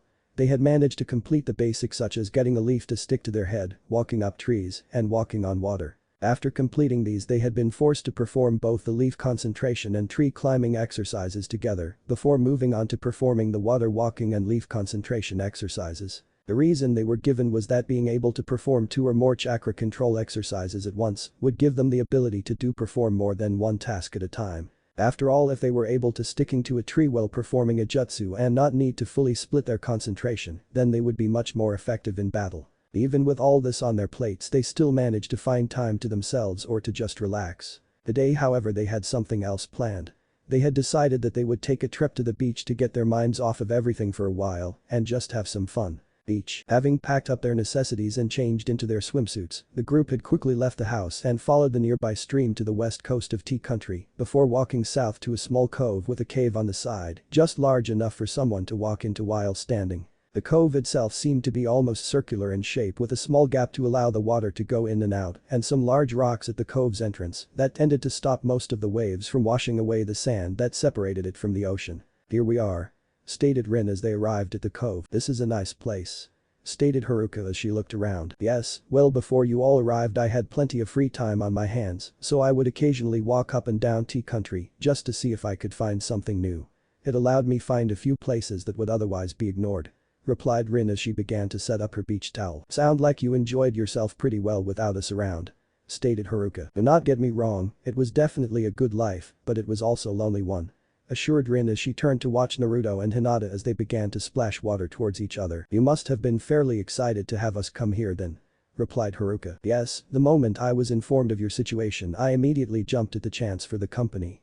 I know I could have gone to one of the nearby towns more often, but it was much more exciting to go explore the countryside, stated Rin. That makes sense, it can get rather dull sometimes when there is nothing new to do, replied Haruka as she turned to watch Hinata jump onto Naruto's back to be carried around. They each continued to relax for a few hours until a storm began to set in, which prompted Rin to direct them to enter the small cave on the side of the cove. The cave itself began to slope upward as they entered it before they came across an open room, which oddly enough had seals carved into the wall. Walking over to the side of the cave, Rin began to channel chakra into some of the seals. The result was instantaneous, light and warmth filled the cave as the seals on the walls began to glow. Looking back at the group, Rin answered their unasked question. These are the only seals I have gone out of my way to learn, and that was due to the number of times I have had to spend a night in a cold dark cave. So when I found this cave I added the seals because I knew it was a place I was likely to use in the future. They stayed the night in the cave, for which Haruka was particularly pleased for, as she did not want to have to carry Hanabi home in a storm, and from what she could hear it was starting to pick up. Beach. After staying the night in the cave and unsealing some supplies for breakfast, The group decided that it was time to head back. They had made it halfway along the beach when Naruto's bladder decided to make itself known. Splitting up, they each headed into the forest to take care of their business. After a short walk, Naruto determined that he had reached a far enough distance and began to relieve himself. A few moments of silence later, Naruto heard a noise coming from within the forest and decided to see what it was. Walking further, and he was surprised to see what appeared to a camp. His surprise, however, was quickly cut off when he was spotted as several of the people within the camp began to rush towards him. Seeing the danger, Naruto began to run back to the other but was quickly losing ground to his pursuers, who quickly slammed him into a tree as soon as they had a chance. Falling to the ground with a loud thump, Naruto began to slip into unconsciousness. Meanwhile, the rest of the group had met back up at the beach and were waiting on Naruto. A few minutes passed by and they were each getting worried. Making their way into the forest once again, they began to follow Naruto's trail until they reached what Rin and Haruka recognized as the scene of a chase. Following it to its source, they came across the same camp that Naruto had come across moments before. Within the camp were several tents, a few crates and about 20 people who were obviously bandits. What caught their eye, however, was the fact that two of the bandits were carrying an unconscious Naruto towards one of the tents. Deciding to intervene, Rin quickly strode out into the open, drawing the attention of the bandits. Speaking up, she stated, "You have two choices. You can either release Naruto, who you are about to tie up, and we leave peacefully, or you can have your butts handed to you." The bandits, who obviously did not know that Rin was a ninja, decided to attack en masse. As they continued to attack, it was quickly becoming obvious to the bandits that despite what skills they might have, they were indeed getting their butts kicked. While this was going on, Haruka and Hinata had quickly made their way around to where Naruto was in the hopes of waking him up. After a vigorous shaking, Naruto did indeed begin to wake up, but unfortunately a few of the bandits noticed what they were doing and began to attack them as well. With Rin currently indisposed, Haruka engaged a few bandits, but with Hanabi in her arms, her effectiveness was severely reduced. With both of the adults currently occupied, there was little to stop the lone bandit that managed to get past Haruka. Rushing towards Hinata, the bandit quickly hit her in the stomach, knocking the wind out of her as she fell painfully to the ground. Naruto watched as his best friend got knocked to the ground and prepared to attack the one responsible. His attention was soon, however, diverted from the bandit as he heard coughing coming from Hinata. Turning back to Hinata briefly, he noticed some blood on her arm from where she had fallen on a sharp rock. The bandit laughed as he saw the blood on Hinata's arm, drawing Naruto's attention back to himself. Naruto, seeing the bandit laugh at Hinata, pain sparked Naruto anger to rise. The person in front of him was enjoying this, and as the bandit began to move towards Hinata once again, something inside Naruto snapped. Naruto's chakra exploded off from where he was standing, causing his hair to wave in an invisible wind and his body to give off a slight golden glow. Naruto rushed towards the bandit, intent on stopping any more harm from coming to Hinata, and proceeded to punch the bandit to the ground. However, with each punch or kick that he delivered, pain began to build in his limbs, but he ignored it. The assault did not last long, however, as Rin had finished dealing with her bandits and proceeded to quickly knock out the bandit. Seeing that the bandit had been dealt with, Naruto quickly made his way over to Hinata, who had managed to stand up again. Lifting up Hinata's arm, Naruto began to look at the wound, which turned out was nothing more than a simple scrape, and watched in amazement as a golden glow surrounded the wound and began to heal it. Having his fear subside, the adrenaline in system began to wear off, causing him to feel the pain within his muscles and the feeling of exhaustion before he collapsed to the ground. Forest. Hinata was sitting on the ground holding Naruto close as Rin tried to find out what was wrong with him. She could still see the slight pained expression on his face that he had as he fell into the ground. Seeing Rin's hand stop glowing, she looked up at her expectantly. Looking into Hinata's eyes, Rin gave a smile as she spoke. "He is fine. It seems that Naruto opened one of the gates when he saw you get hurt. He is suffering from a case of chakra exhaustion and has an unhealthy buildup of lactic acid in his muscles as a result of overusing them." "Lactic acid?" questioned Hinata. "Yes, it is a chemical in the body that builds up in your muscles when your body cannot get enough oxygen to them for the amount of work you're doing. It is what causes that burning sensation in your arms and legs when you exercise, and with the amount Naruto has in his system, I am not surprised that he looks like he is in pain," answered Rin. "Oh," stated Hinata as she looked back down at Naruto. "Come on, we need to get back to the house so he can rest and I can do a more thorough examination," stated Rin as she prepared to lift up Naruto. Taking one final look at Naruto before they headed back, Hinata asked, "Does his whiskers look lighter to you?" Rin's house. It had been a day since Naruto had passed out, and Hinata was beginning to get worried as Naruto never takes this long to recover. She had been sitting near his bed ever since they had reached the house, determined to watch over him. Finally hearing signs of his awakening, she quickly got up to inform Rin. Moments later, Rin walks in with Hinata following close behind just in time to see Naruto open his eyes. Walking up to the side of his bed, Rin asked, "How are you feeling?" Looking up at Rin, he answered, "Just a bit tired." Well, that is to be expected, stated Rin. You opened one of the chakra gates, and I should probably congratulate you on being one of a very small group of people who have ever opened a gate without training. This caused Naruto to smile as he realized that he accomplished something rare. Now, do not do it again, stated Rin. Naruto's smile was promptly replaced with a confused expression as he asked what? Naruto, opening the gates is a forbidden jutsu. When you open a gate you get a large chakra boost and the limits on your muscles are released so that you can hit with a much greater force. However, it comes with a price. Once the gate closes it leaves you weakened state, and with each gate that you open your muscles begin to tear apart at increasing speeds. Replied Rin. Oh, stated Naruto, suddenly not liking the idea of opening the gates. That being said, continued Rin, I think that in one case it was probably the best thing you could have done. What do you mean? Questioned Naruto, curious to see where this was going. Well, aside from allowing you to protect Hinata, it allowed your body to complete some of the changes it was going through. Changes? Asked Naruto. Yes, but before I get into that, do you remember when you saved Hinata when you were 3 and ended up in the hospital for 2 weeks? Asked Rin. Yes, answered Naruto as he winced from the memory. Well, what you do not know is that the reason you were in the hospital was not because of the injuries you suffered in the battle, but because you tapped into the Kyuubi's chakra which you were not ready for. Stated Rin. I used Kyuubi's chakra? Asked Naruto, although he was not sure. He wanted to know where this was going. Yes, from what your medical record said the chakra was burning you from the inside out because your body could not stop the chakra from leaking out of the seal. Luckily for you, however, your chakra core began to change and started to produce a new type of chakra that layered itself around the seal, creating a barrier that prevented the Kyuubi's chakra from entering your system.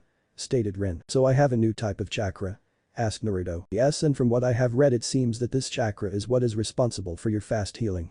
Stated Rin. Now for these changes I was talking about, continued Rin, it seems that from the moment your chakra changed, it had been making changes to your body, but it had been progressing slowly. When you went and used the gate it appears that it forced your chakra core to complete its changes, so that it was finally able to stop producing your old chakra, entirely leaving you with only your new chakra. Then once your old chakra had been forced out of your body by the pressure of opening the gate, your new chakra began its task of completing its changes to the rest of your body. So what did it change? Asked Naruto, wanting to know what exactly had happened to him. Well, for starters you are now capable of healing quickly from your injuries. Stated Rin. But I thought I was already able to heal quickly. Replied a confused Naruto. You were, but now your body is now able to heal itself quickly without the assistance of your chakra, so that you heal quickly, even you are out of chakra. It also seems that you now also have a better immune system, so you will most likely never get sick and will be able to build up a resistance to poisons faster than most people would. Stated Rin. So I could become immune to poison?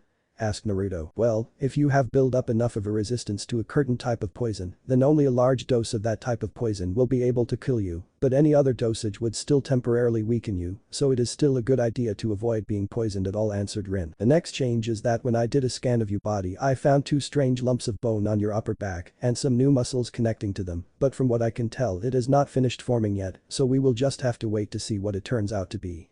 Stated Rin. Now the last 2 changes I think you should see for yourself. Stated Rin as she reached into her bag and pulled out a mirror. Taking the mirror from Rin, Naruto held it up to look at his reflection. The first change that he noticed was that his whisker marks completely gone, as if they had never been there. Thinking on this for a moment, he did not mind, as it only served as a constant reminder that he is Kyuubi's jailer. The second change took a moment for him to spot, but when he did it made him gasp. His eyes had changed.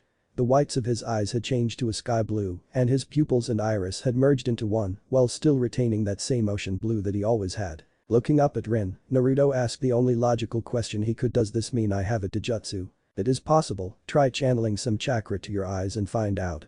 Instructed Rin. Placing his hands in the ram seal, Naruto did as instructed before answering. Everything looks a bit clearer. Rin considered this for a moment before stating, well, if your eyes do have any special abilities they do not require chakra, because there was no change to the way your eyes look, and the result you got from channeling chakra to your eyes was the same for any ninja doing the thing. Oh, stated Naruto, sounding slightly disappointed. Hey, do not be too disappointed about it. Most people who have a bloodline limit, especially those with taijutsus, tend to become too dependent on it.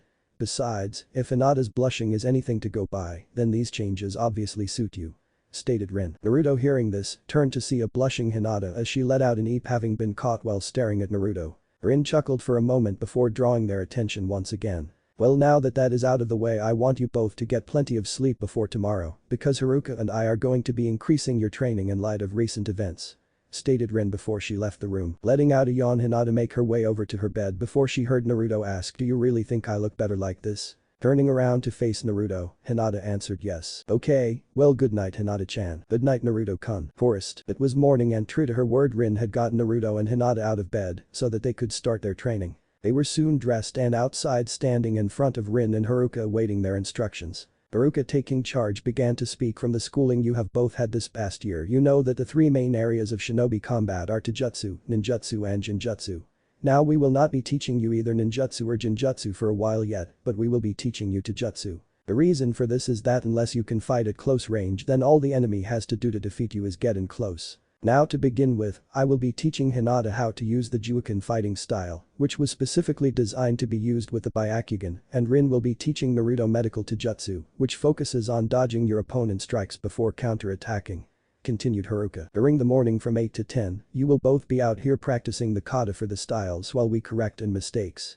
Once you have memorized the kata we will have Naruto sparring with Rin, and Hinata will be sparring with me, but without chakra to begin with. Then eventually you could be sparring with either of us or each other on any given day. Once we reach that stage we will be giving you both some weights to wear. This will help you to increase your strength, speed and endurance. Haruka continues before looking towards Rin. Rin seeing that it was her turn to speak continued where Haruka left off from 10 to 11, you will both be doing chakra control exercises. This is to both increase your control of your chakra and to help you both build up your reserves for when we begin on ninjutsu and jinjutsu. Then from 11 to 12 we will all be doing meditation exercises. This will allow you build up your concentration so you can perform tasks without being distracted and so that you learn patience. After all a ninja needs to be able to wait in complete silence if they are trying to spring a trap on their target. Continued Rin. We will then have a break from 12 to 1 for lunch before spending the next 2 hours teaching you about stealth. This includes how to detect chakra and how to suppress your chakra signature to prevent other ninja from easily detecting you. Continued Rin. Then from 3 to 4 we will be temporarily giving you the equivalent of D-ranked missions for you to complete. Which reminds me Rin stated before turning to Haruka and asking is Tora still causing trouble for the genin in Konoha. Haruka chuckled briefly before answering yes, she is or at least her daughter is. I swear the Fire Lord is breeding those cats specifically to get a laugh out of the trouble it causes. Rin laughed at that would make sense after all I think we're on to the third generation of Tora cats. Moving on, after the D-ranked missions we will be taking a break until 7, at which time I will be teaching you about medicine, because you never know when someone you know or a person you are protecting might need medical assistance. Stated Rin. So your schedule will be as follows. 8 AM to 10 AM Taijutsu practice, 10 AM to 11 AM chakra control exercises, 11 AM to 12 PM meditation, 12 PM to 1 PM lunch, 1 PM to 3 PM stealth training, 3 PM to 4 PM D-ranked missions, 4 PM to 7 PM dinner and relaxing, 7 PM to 8 PM medical training. So has anyone got any questions? Asked Rin. Yes, are we going to be doing this every day? Asked Hinata. No, we will be taking a break on Sundays.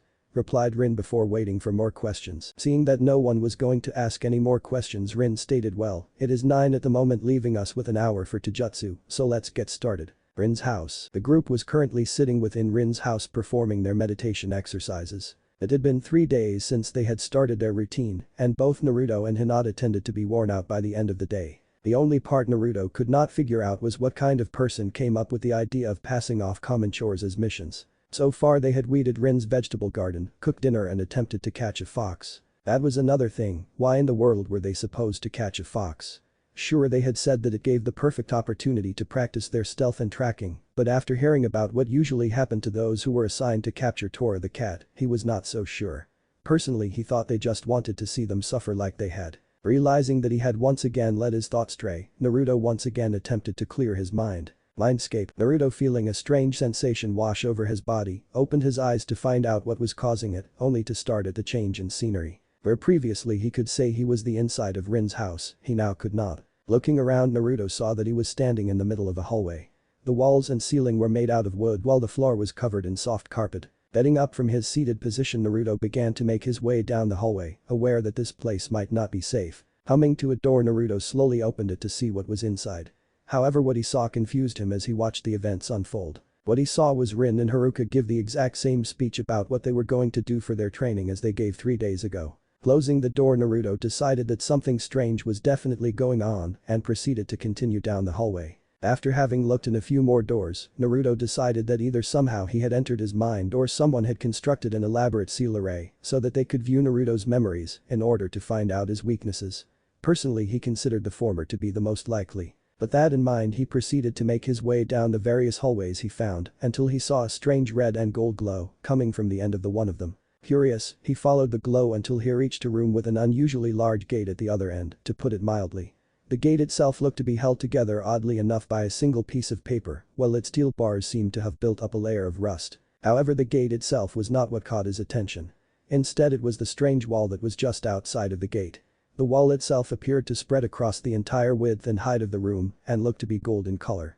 The odd thing about this wall was that small parts of the wall would often gain a brief red glow to it as well. His thoughts were suddenly cut off as a loud booming voice echoed out of the cage, "So my pathetic excuse for a jailer comes to visit." Looking sharply towards the inside of the cage, Naruto was shocked to see two large red slitted eyes that seemed to be full of malicious intent attached to a giant fox with 9 tails. "You're the Kyuubi," stated Naruto, obviously having just come to the conclusion. "It took you long enough, meatbag," stated the Kyuubi with its voice full of mirth. "Hey, it is not like I see a giant overgrown fox every day, you know," replied Naruto. "Well, be glad, because if I had my way I would have already crushed you with my paw," stated Kyuubi, releasing his killing intent, which was greatly reduced as it passed through the gold wall.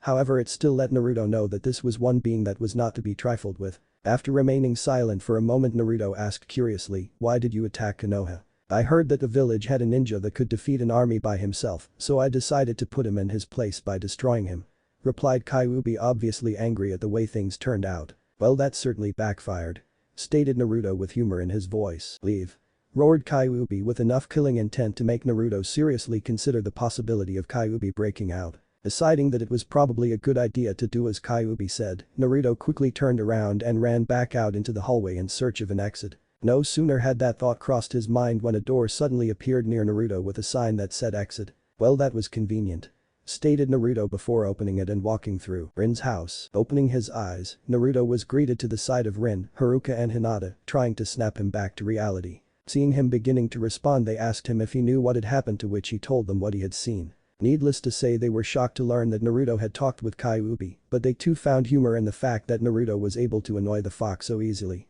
Deciding that they had had enough meditation for one day, they began making their way out to have lunch. Forest. Hinata was currently watching Naruto in his spar against Rin as he attempted to sweep her legs out from under her. It was strange watching Naruto fight. Whenever he got knocked down, he just got straight back up, determined to learn everything he could. It was the same with everything else, regardless of what it was, he would put his all into it. Seeing him doing just that was inspiring and made her want to do the same. Throughout the past few weeks, she had noticed that he seemed to have that sort of impact on her, and it seemed she could not get enough of him. She found herself spending more and more of her free time with him, enjoying whatever activity they were currently working on. This morning it was their usual taijutsu practice, and even when they were sparring, she knew that they had both enjoyed showing what they could do. Hinata had also noticed the same things from Naruto that she herself had been doing. Although in Naruto's case he seemed to be less aware of the fact that he often tried to spend more time with her than he used to. Still, the idea of him wanting to spend time with her would always bring a smile to her face. It was not long after she started to realize these things that she worked out what was happening. She was developing a crush on Naruto and could not be happier. When she had worked it out, she had told her mother, who had only said that if anything should come of it, then she would be happy for them, but that they should take things slowly. After all, they were only 9 years old and had plenty of time for their feelings to progress. Hinata herself was glad for the support, but for now she was content to just spend her spare time with Naruto. Forest stream. Rin quickly made her way to the valley stream with Naruto and Hinata following behind her. In her opinion, they had both come far in their training. They had learned a few new chakra control methods, including how to keep their body warm while they swim and to move beads of water along various parts of their bodies. They were likewise doing well with their other training. It seemed Hinata had a knack for tracking and could easily track down whatever she was chasing. Naruto, on the other hand, had a knack for stealth and was often found attempting to sneak up on Rin or Haruka. He had even succeeded a few times, causing either Rin or Haruka to jump slightly when he suddenly spoke up. Their taijutsu was coming along as well, and they were becoming proficient enough that they would soon start to swap sparring partners. Now though, it was time to start teaching them a few extra things. "Okay," stated Rin once the Naruto and Hinata had caught up to her, "I know that this is usually the time when we meditate, but I think we have proceeded about as far as we need to in that area.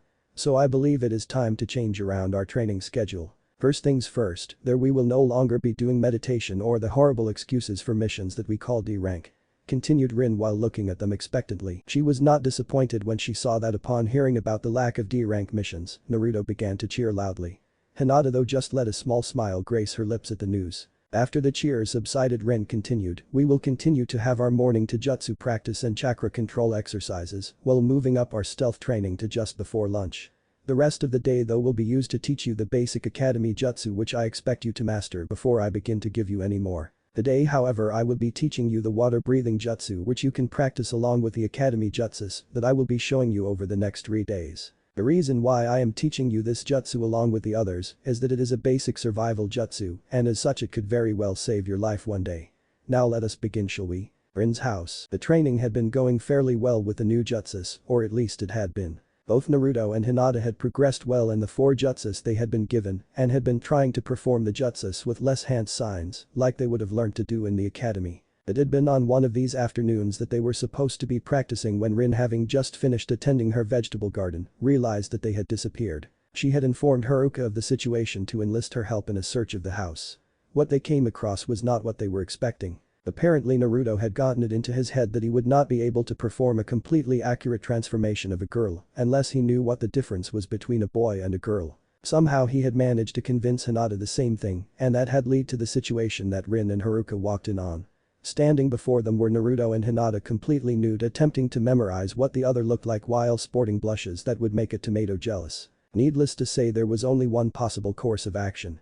The talk. For the next week both Naruto and Hinata found it hard to look at each other without turning red, which Rin and Haruka found to be quite hilarious. By the time they could stop blushing around each other they could both agree on one thing: their transformation jutsu had improved. First, they had only just finished learning to perform the 4 basic jutsu they were given without the need to use hand signs. They had initially been told that they needed to be able to perform the jutsu with only one hand sign to be truly effective and that most of the academy students in Konoha learned to do it for the academy jutsus by the time they graduated. Upon Naruto's suggestion however they had both worked hard to be able to use the jutsu without the hand signs, extending the length of time needed to complete the task. The hardest part was trying to memorize the feel of the chakra once it had been molded and then calling it up into that pattern without the help granted by the hand signs. There had been a side benefit to the extra work though. It had pushed their chakra control up, bringing Hinata to near perfect control while allowing Naruto to gain Jonin level control. Now after 4 years of chakra control exercises and countless lessons in the field of medicine, Rin had finally judged them ready to learn medical jutsu. Alright, to begin with I am going to show you the mystical palm jutsu. The hand signs are tiger, horse, rabbit, rat and dog, and when performed correctly your chakra should turn green and make your hands glow," stated Rin. This is the basic jutsu upon which almost all medical ninja rely. It is a multi-purpose technique that only requires a high level of chakra control to perform and can be used for almost every medical situation. The key to this jutsu is to practice using it in different situations to allow the user to perform whatever task he or she may be required to do. However, no one wants unskilled medics working on their injuries. It is for that reason everyone who wants to become a certified medic must first complete a series of tasks that test the user's ability to use the jutsu. She continued. Now I will tell you right now that I am a mid-level medic, so I will not be able to teach you everything. I can however teach you enough that you will be able to heal large cuts and wounds, but for anyone who is in critical condition, I will only be able to teach you how to stabilize them until you can get them to a hospital. So shall we begin? Outside Rin's house, Naruto and Hinata had both now reached 11 years of age and had completed what little training Rin could provide. It had been fairly interesting when they had first started to find out that whenever Naruto tried to use medical chakra, he ended up with his chakra being a slightly darker gold color than usual. Oddly enough it still worked like normal medical chakra, so they did not worry about it too much. Hinata on the other hand seemed to excel at medicine and seemed to soak up the knowledge like a sponge. Unfortunately there was only a limited amount Rin could teach about the subject. During their training they had also learned the various basic jutsus given to them by the Sandaime, and now according to Haruka, it was time for their training to diverge, and for that Haruka knew just where to begin. Alright, as you both know you are each going to need to know at least a few things that the other does not know, so that if one of you is defeated the other might still stand a chance, and I have a few ideas to start you off," stated Haruka. The first thing is we are going to find out what elemental affinity you both have. This will tell us which elemental you could eventually control without the need for hand signs, although that could take years of training to do. It will also give us an idea of what type of jutsus you should be on the lookout for as you travel. She continued. Okay, now Naruto, do you know why the Sandaime gave you some chakra tree seeds for a birthday present other than to give you something to do? Asked Haruka as she led then over to his garden. No, stated Naruto with a little confusion. Well, believe it or not, these trees can be useful to a ninja. If you push enough chakra into one of these trees they will show you what your elemental affinity is. Now both of you go and channel some chakra into one of those trees. stated Haruka while pointing to the trees. Naruto, deciding to go first, walked over to one of the trees and began to pump chakra into it. Moments later, a gust of wind began to build up, and as it circled the tree, it picked up any loose leaves it came across before slowly subsiding. It seems that Naruto has an affinity for wind, which tends to be good for offensive jutsus. Okay Hinata, you're next, stated Haruka. Walking forwards, Hinata placed her hand on one of the trees. Channeling her chakra into the tree, she watched as a dense mist began to collect around the tree before it sank into the ground for the tree to use. And it would seem that Hinata is more suited to water jutsus, which is more suited to defense, stated Haruka. What would have happened if we had one of the other affinities? Asked Hinata, genuinely curious. Yes, well, if you had a fire affinity it would have started to produce heat, for lightning it would have begun to glow, and if you had earth the tree would have darkened and hardened, answered Haruka. So now that we know what your affinities, I can tell you how to get started on controlling them, but for now that will have to wait, stated Haruka. Now Hinata, I think it is time for you to begin to learn the family jutsus that we were able to bring with us, and so for the next year I am going to be teaching you how to perform them before leaving you to practice your affinity, stated Haruka as she looked at Hinata. Turning to Naruto, she continued, now for you Naruto, I believe it is time for you to learn whatever techniques your father left to you and then continue on with the elemental manipulation. Okay, now that that is out of the way, I shall tell you how to start on your elemental manipulation. Naruto, for wind you need to place a leaf between your hands and try to use your chakra to split it in half, and for you Hinata, you will need to fill a bowl with water and try to use your chakra to shape it into a sphere, stated Haruka. Now I am going to leave you two alone to work on it until tomorrow when you both begin your new training. Rin's house. Naruto could not believe that he had almost forgotten about the scroll his father left him. In all the time he had been away from Konoha, he had not once opened it to see what had been left to him. Now it was time to change that. Opening up, he once again read the letter in its entirety. However, this time something stuck out in his mind. The parting words his father had given him had told him to find someone he cared for with all his heart and protect them with his life. When he thought about all of the people he cared for, the only one truly stuck out in his mind was Hinata. Sure, he would protect any of his precious people if given the chance, but when he thought about Hinata, he could honestly say that he would be devastated if anything were to happen to her. There was only one conclusion that he could come to, and that was that he had fallen for his best friend. Thinking about it for a moment longer, he came to the conclusion that if he had to fall for anyone, then he was glad it was her. Resolving to ask Hinata to be his girlfriend, he continued with the task at hand. Moving to the bottom of the scroll, he came across 3 storage seals. Unsealing them all, he began to look through their contents. The first scroll he looked at contained a large amount of information on the Flying Thunder God technique, however, most of it required a good knowledge of seals to understand. Placing it to one side, he continued his search. Opening the scroll, he saw that it contained the instructions for the Rasengan, and that as powerful as the jutsu was, it was still incomplete. Vowing to one day complete the jutsu, he shifted his attention to the last scroll. Opening it up, he saw it was a letter and began to read. Dear Naruto, my name is Kushina Uzumaki and I am your mother. I have just recently found out that I am pregnant with you and I could not be happier. I have decided to write this letter to you in case anything should happen to me so that you will always know I love you. Sealed in the bottom of this scroll you will find our family sword. I myself do not use it, so I have sealed it here for you to have. The sword is referred to as Katahinka, meaning shape change. This sword was one of the few swords to ever be crafted to fully meet the needs of a ninja. When it was commissioned, there were only 2 requirements that had to be met. The first was that it had to be made as near to indestructible as the blacksmith could manage. This was to ensure that it would not be damaged in battle, leaving the ninja defenseless.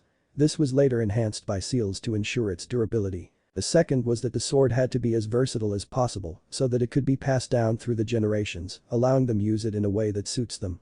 This was also solved with another set of seals. The sword was made to originally have a blade that was 1 foot wide and 7 feet long, with a handle 3 feet in length.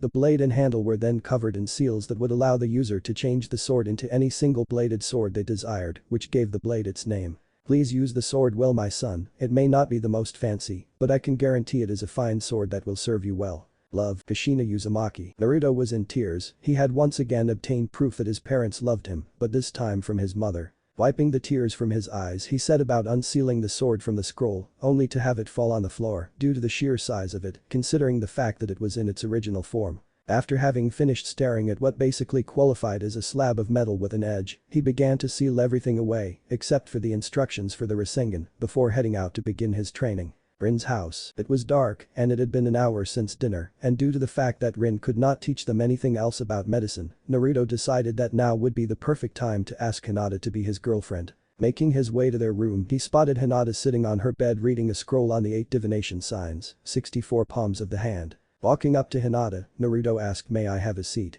While gesturing to her bed. Curious to what was happening, Hinata looked up from her scroll and answered sure. Taking a seat beside Hinata, Naruto looked into Hinata's eyes and suddenly felt nervous. Stealing his resolve, Naruto began to speak. "Hinata, we have been best friends for several years now, and I have recently come to realize that my feelings for you have been growing, and I was wondering if you would be willing to be my girlfriend." Hinata stared momentarily at Naruto as she processed what he just said before she did something Naruto did not expect.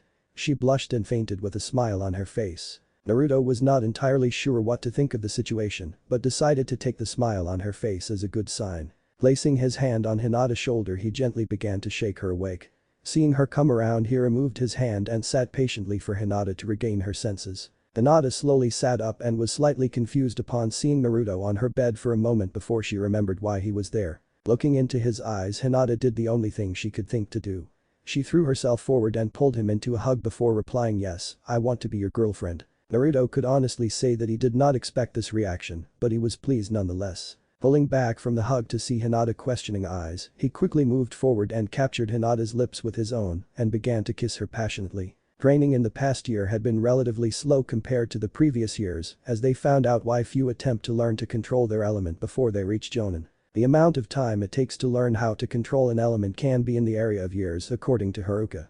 However, that tended to be because most ninja do not have large amounts of free time to devote to learning the technique. As such, it was shortly after the 4-month mark since they started that they had both finally succeeded in performing the first task, but without knowing what the second stage was, they were forced to start experimenting and making up their own exercises in an attempt to progress. During this training, Naruto had once asked if it was possible to learn to control the other elemental chakra. It had been one of the more difficult questions that Haruka had to answer, as she did not really know the answer, so she had told him that it could be possible, considering that all jutsu are just different mixes of physical and mental energies, molded in different ways. However, she also said that it would be more difficult as their chakra is not as closely synchronized with the other elements, so considering the time it takes to master one element, they should master their affinity before trying to control any others. Their other training did not stop during this time either. They still spared most morning to keep their taijutsu training up to par and going. Even though they had nothing new to learn in the area for the time being, they still found it a good way to help them get used to their weights whenever they were increased. The Nabi had joined them in their morning training sessions as she had finished learning the basic of ninja life the year before, and although she was not as good as everyone else, she found that she enjoyed the time she spent with her sister and mother, learning the family taijutsu style. Most of the rest of Hanabi's time was spent just how Naruto and Hinata had when they were starting out. Meditation, chakra control and stealth. Hinata had spent a good portion of her afternoons learning the family jutsu from Haruka. However, they had only managed to take the scrolls for the heavenly spin and 8 divination signs, 64 palms of the hand, so it had not taken her long to learn them, leaving her plenty of free time when not practicing elemental manipulation. This turned out to be a good thing as she had taken to tracking Naruto. It may not have seemed like a good thing to be spending your time trying to follow someone around, but it allowed her to become fairly good in the field of tracking, as Naruto had decided to start trying to sneak up on people without them knowing. He had become so good in the field that both Rin and Haruka agreed to make Naruto wear bright clothes most of the time, so that he would not be able to scare the life out of them when he suddenly appeared out of nowhere. Unfortunately, Naruto had decided to take it as a challenge and was beginning to once again sneak up on Rin and Haruka. Eventually, they just decided to get used to him appearing out of nowhere because they were not going to challenge him to try sneaking up on them while wearing bright kill me orange. That was just asking for trouble. Hinata though had found that her abilities in tracking increased greatly from trying to track Naruto, but unless she was specifically trying to find him, she found that he could just as easily sneak up on her like he could for anyone else. Although Hinata had to admit to herself that she enjoyed having her boyfriend suddenly appear out of nowhere just to talk to her or help her with what she was working on. Naruto, for his training other than enjoying the challenge of sneaking up on people, had started to lay traps for Hinata to find in ever more complex and elaborate designs for when she tried to track him. Of course, none of the traps were harmful and made sure that Hinata knew he was going to be setting traps. After all, he did not want to lose his girlfriend simply because he planted a few traps around the place. When Rin and Haruka had eventually found out about these traps he was setting, they had went to investigate. What they had found had been horrifying. The amount of traps and the way they were set up would be devastating to anyone trying to make their way through with any decent speed. They had both agreed on one thing when they had seen the monstrosity, and that was that they were glad he had not become a prankster. With that kind of talent he had for traps and his knowledge of stealth, he could probably get away with painting the Hokage mountain and not get caught until after he had finished. They also agreed that they would never mention the idea of painting the Hokage mountain to him, in fear that he might actually try. Naruto had also trained in what was left to him by his parents. He had managed to figure out how to change the shape of his mother's sword and found out that what the scroll had said was fairly accurate. Although he found that he could change the size of the blade and handle independently if he wanted. He just figured that it was to allow the person using the sword to make slight adjustments in the length of the blade so that it suits them better. Unfortunately, that was all he could do with the sword except swing it around wildly until he found someone who could train him. The Rasengan turned out to be basically a chakra exercise in controlling much larger amounts of chakra than the chakra control exercises he had done. It had taken him 3 months to be able to create one in each hand at the same time and another month to be able to do it quickly. Naruto had also found out that his eyes had begun to develop some abilities. The first was the ability to see something up to 50 meters away as clearly as if it was right in front of his face. The second ability allowed him to see clearly in the dark to the point at which the night looked as if it was just late in the afternoon at the point when the sun is just beginning to set. It was nothing truly remarkable, but Rin and Haruka assured him that both abilities could come in quite handy to a ninja. It seemed that during the year the only thing that they had both learned was an anti-pregnancy jutsu because Haruka decided that she would rather not have any grandchildren just yet. Now after all this training things were finally going to pay off. They had both reached 12 and at the age at which they would have become ninja had they been back in Konoha, so Rin and Haruka decided that was left to do was graduate them. However, they were not going to make it that easy for them because they were essentially going to be considered adults once they passed. Forest. Making their way through the forest near Degarashi Port, Naruto and Hinata began to search for a group of bandits that were reported to be nearby. They had been told by Rin that this would be their graduation exam. Their goal was to locate the group of bandits nearby and take them out. They were not required to kill anyone, but in all honesty the chances of them having to do just that were quite high. After disposing of the bandits, they were to search the tents for anything useful and to take any survivors back to town to be placed behind bars. They had also been assured by Rin that she will be nearby in case something happens that they cannot handle. Humming near what appeared to be their base of operations, they came to a halt on one of the branches. Surveying the camp, they noticed that there was 15 bandits in total, some of which had swords, and there appeared to be a missing nin from Mist. However, due to the lack of the Chunin or Jonin uniform, they would have to say he was just a genin when he left and probably a maximum of a C-rank threat. After some hand signals and some slight whispering to each other, Naruto began taking out some kunai and carefully taking aim at some of the bandits that were sitting around, while Hinata activated her Byakugan and took aim at a few that were standing guard. A moment later 4 of the bandits were dead, while another 3 had serious wounds that would need to be treated soon. The alert sounded throughout the camp, alerting everyone to the threat they were facing and their position had been compromised. Performing some hand seals, Naruto performed the great breakthrough technique, knocking over some of the bandits who were soon hit by kunai thrown by Hinata, taking them out of the fight. Jumping down to the clearing, they began to engage the bandits with taijutsu while they were still recovering from the blast of wind. 5 more had gone down before some of them managed to get back their weapons, forcing them both to start using kunai to block, but considering the skill of their opponents, it was not long until all of the bandits had been incapacitated. During all of this, the Mist Nin had just stood there watching his troops being decimated, but as the last few were falling to the pair, he began to perform hand seals before calling out his technique hidden mist jutsu. Having finished off the bandits, Naruto and Hinata looked around to notice a dense mist beginning to cover the area, although it did not hinder Hinata's sight. Seeing the ninja begin to move in their direction, Hinata quickly moved to intercept while Naruto followed her lead. The mist ninja appeared out of the mist, attempting to attack the duo with his katana, but he was clearly outmatched as Hinata just moved her kunai to intercept the blade as she struck out with her hand to deliver a Juken strike to the chest, killing him instantly. As the mist began to clear, they began to look at the clearing they were in and realized that they had just made their first kills. Hunching over, they both began to heave up their breakfast. Seeing her charges bring up their lunch, Rin exited the forest from where she watched the relatively short battle to provide them comfort. "I feel awful," stated Naruto as he moved to sit himself down. Hinata could only nod in agreement as she too collapsed to the ground. Looking at the pair, Rin began to speak. "That is good to know, it is what allows us to know that we are still human. As you go through your ninja career you will find yourself better able to handle it, but you will always feel something whenever you take someone's life." Rin began to look around as she continued. "As humans we dislike the idea of killing, but as ninja we sometimes have to. Most of the time the best way to help you accept the necessity of it is by asking yourself, what would they have done, or how many people may they have killed without reason if you had not stopped them?" After a few minutes both Naruto and Hinata began to look better as the color returned to their faces. Heading of the ground, they began to make a search of the tents for anything of use. Finding only a scroll for the hidden mist jutsu, a few kunai and a few thousand yen, they began the process of disposing of the dead bodies before taking what few survivors into town to be placed behind bars. Rin's house. Having made it back to the house, they were greeted to the welcoming sight of Haruka and Hanabi coming up to hug them before asking how it went. After hearing about everything, Haruka looked slightly somber and allowed them to just relax the day away. After all, the first kill was always the hardest. The following day everyone seemed to be feeling good as both Naruto and Hinata had passed their test. Alright you two, it is obvious to everyone that you both now officially qualify as ninja, so I have taken the liberty to getting you two some headbands, stated Haruka as she brought out a box and placed it onto the living room table. Taking the lid off the box, she revealed the two dark blue headbands contained within. As you can see, neither of the headbands have a symbol engraved into them to show that you are not associated with any village. You can however engrave something into them to show anyone that sees you that you two are part of the same group. Continued Haruka. Taking the headbands out of the box, Haruka handed them to both Naruto and Hinata, who both tied them to around their heads. Now you two are officially adults in the eyes of the world, so what you do with yourselves is now your responsibility, but if you decide to leave here at any time, make sure you come to visit occasionally.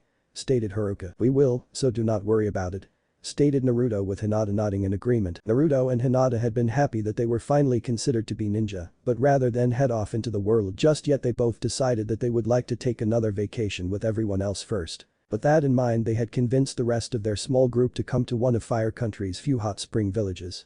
They had chosen the one that was located towards the southern coast of Fire Country. There was not much to the town except for the hot springs, a few restaurants and a casino or two, but they had come here mainly to relax, so they did not consider it a problem. When they had arrived at the town, it was late in the afternoon, so they did not have much time to around, but they did make a note of where the hot springs were for the following day. Come morning, everyone had slept in late, but it was a vacation after all. Now currently, after having breakfast, they had arrived at the hot springs and had separated according to gender. Ah, now this is relaxing, stated Rin as she lowered herself into the warm water. I agree, it has been far too long since I have been to one of these.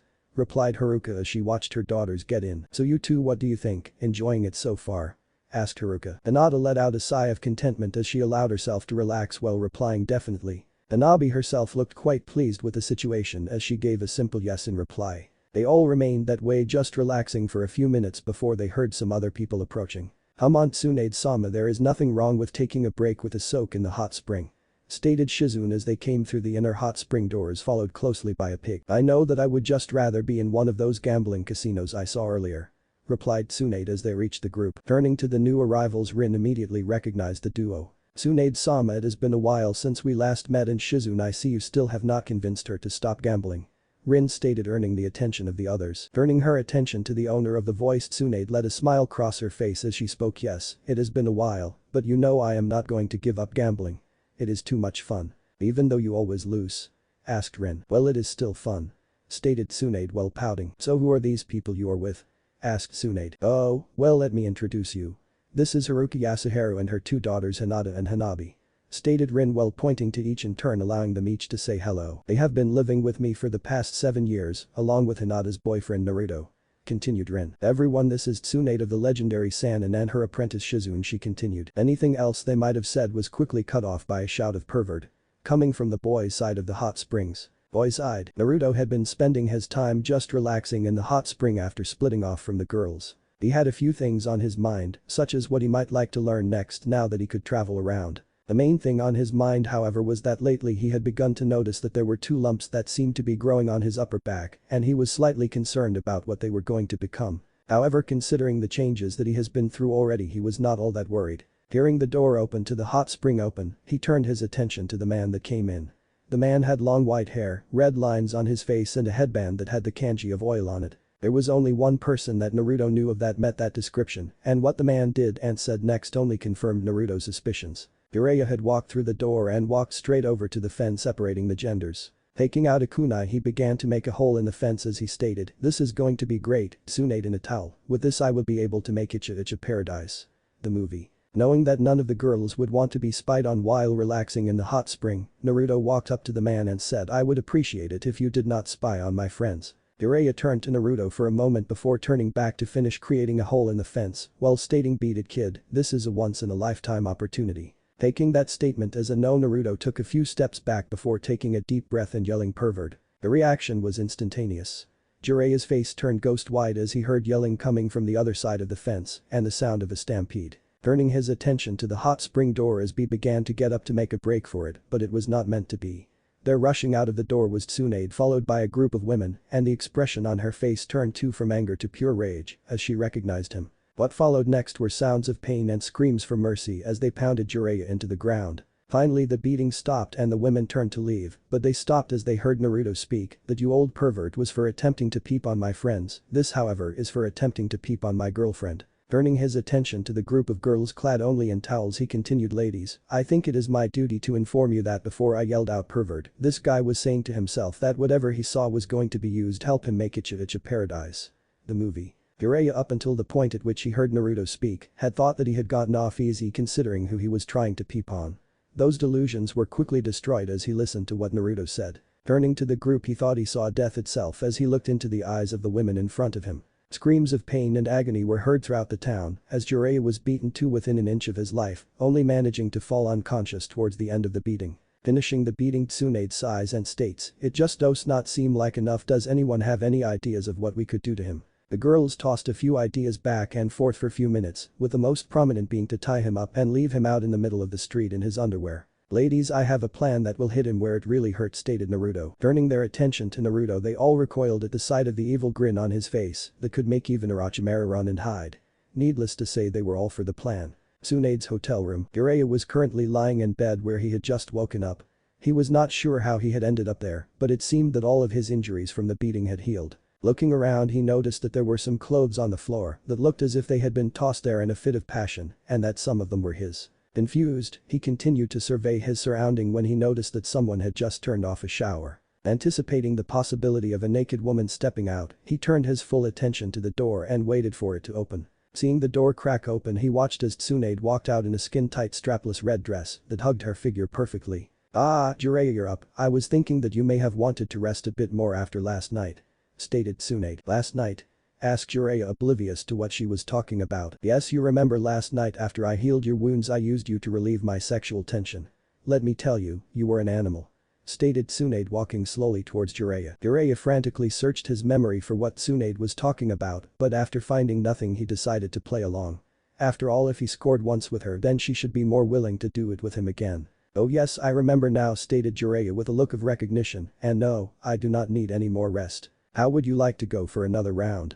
asked Jiraiya with lust in his eyes. "Sure, but you're going to have to get out of your underwear first," stated Tsunade. Jiraiya, not want to miss a golden opportunity, quickly slipped out of his boxers to show himself to Tsunade. "But you're not even erect. I could have sworn this dress would have been enough to do the job," stated Tsunade with some disappointment in her voice. Looking down, he saw that she was indeed correct. This was bad, he had to do something quick. "I will be back in a minute," stated Jiraiya as he rushed into the bathroom. For the next 2 minutes the bathroom was filled with the sounds of a frustrated man trying to get his equipment to work. Stepping out of the bathroom with tears in his eyes as he stated, "It just does not seem to work this morning." Tsunade gave an indignant huff as she stated, "Well, if you did not want to do it, you should not have offered." Matching to the exit, she opened the door and left, but not before saying, "All it took was one session and you're no longer interested. Don't be here when I get back, you are no longer welcome." Jiraiya just stared at the door. Out that door just went the greatest opportunity of his life, and he missed out just because he could not get it up. Not only that, but he could not even remember the first time. Collapsing to the ground, Jiraiya called out, "Why, Kami, why do you hate me so? What did I ever do to you?" Down the hall. Having walked a short distance down the hall, Tsunade entered another room to see everyone that was at the hot spring, waiting to hear what happened. "So how did it go?"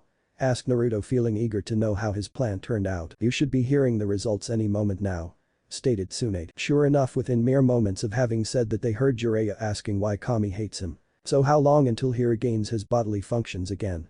asked Rin. "The nerves I disrupted should be back to normal by tomorrow," stated Tsunade, "although I wish I could have made it last longer." "Do you think if we should tell him it was all just a prank we decided to pull as a way to get payback?"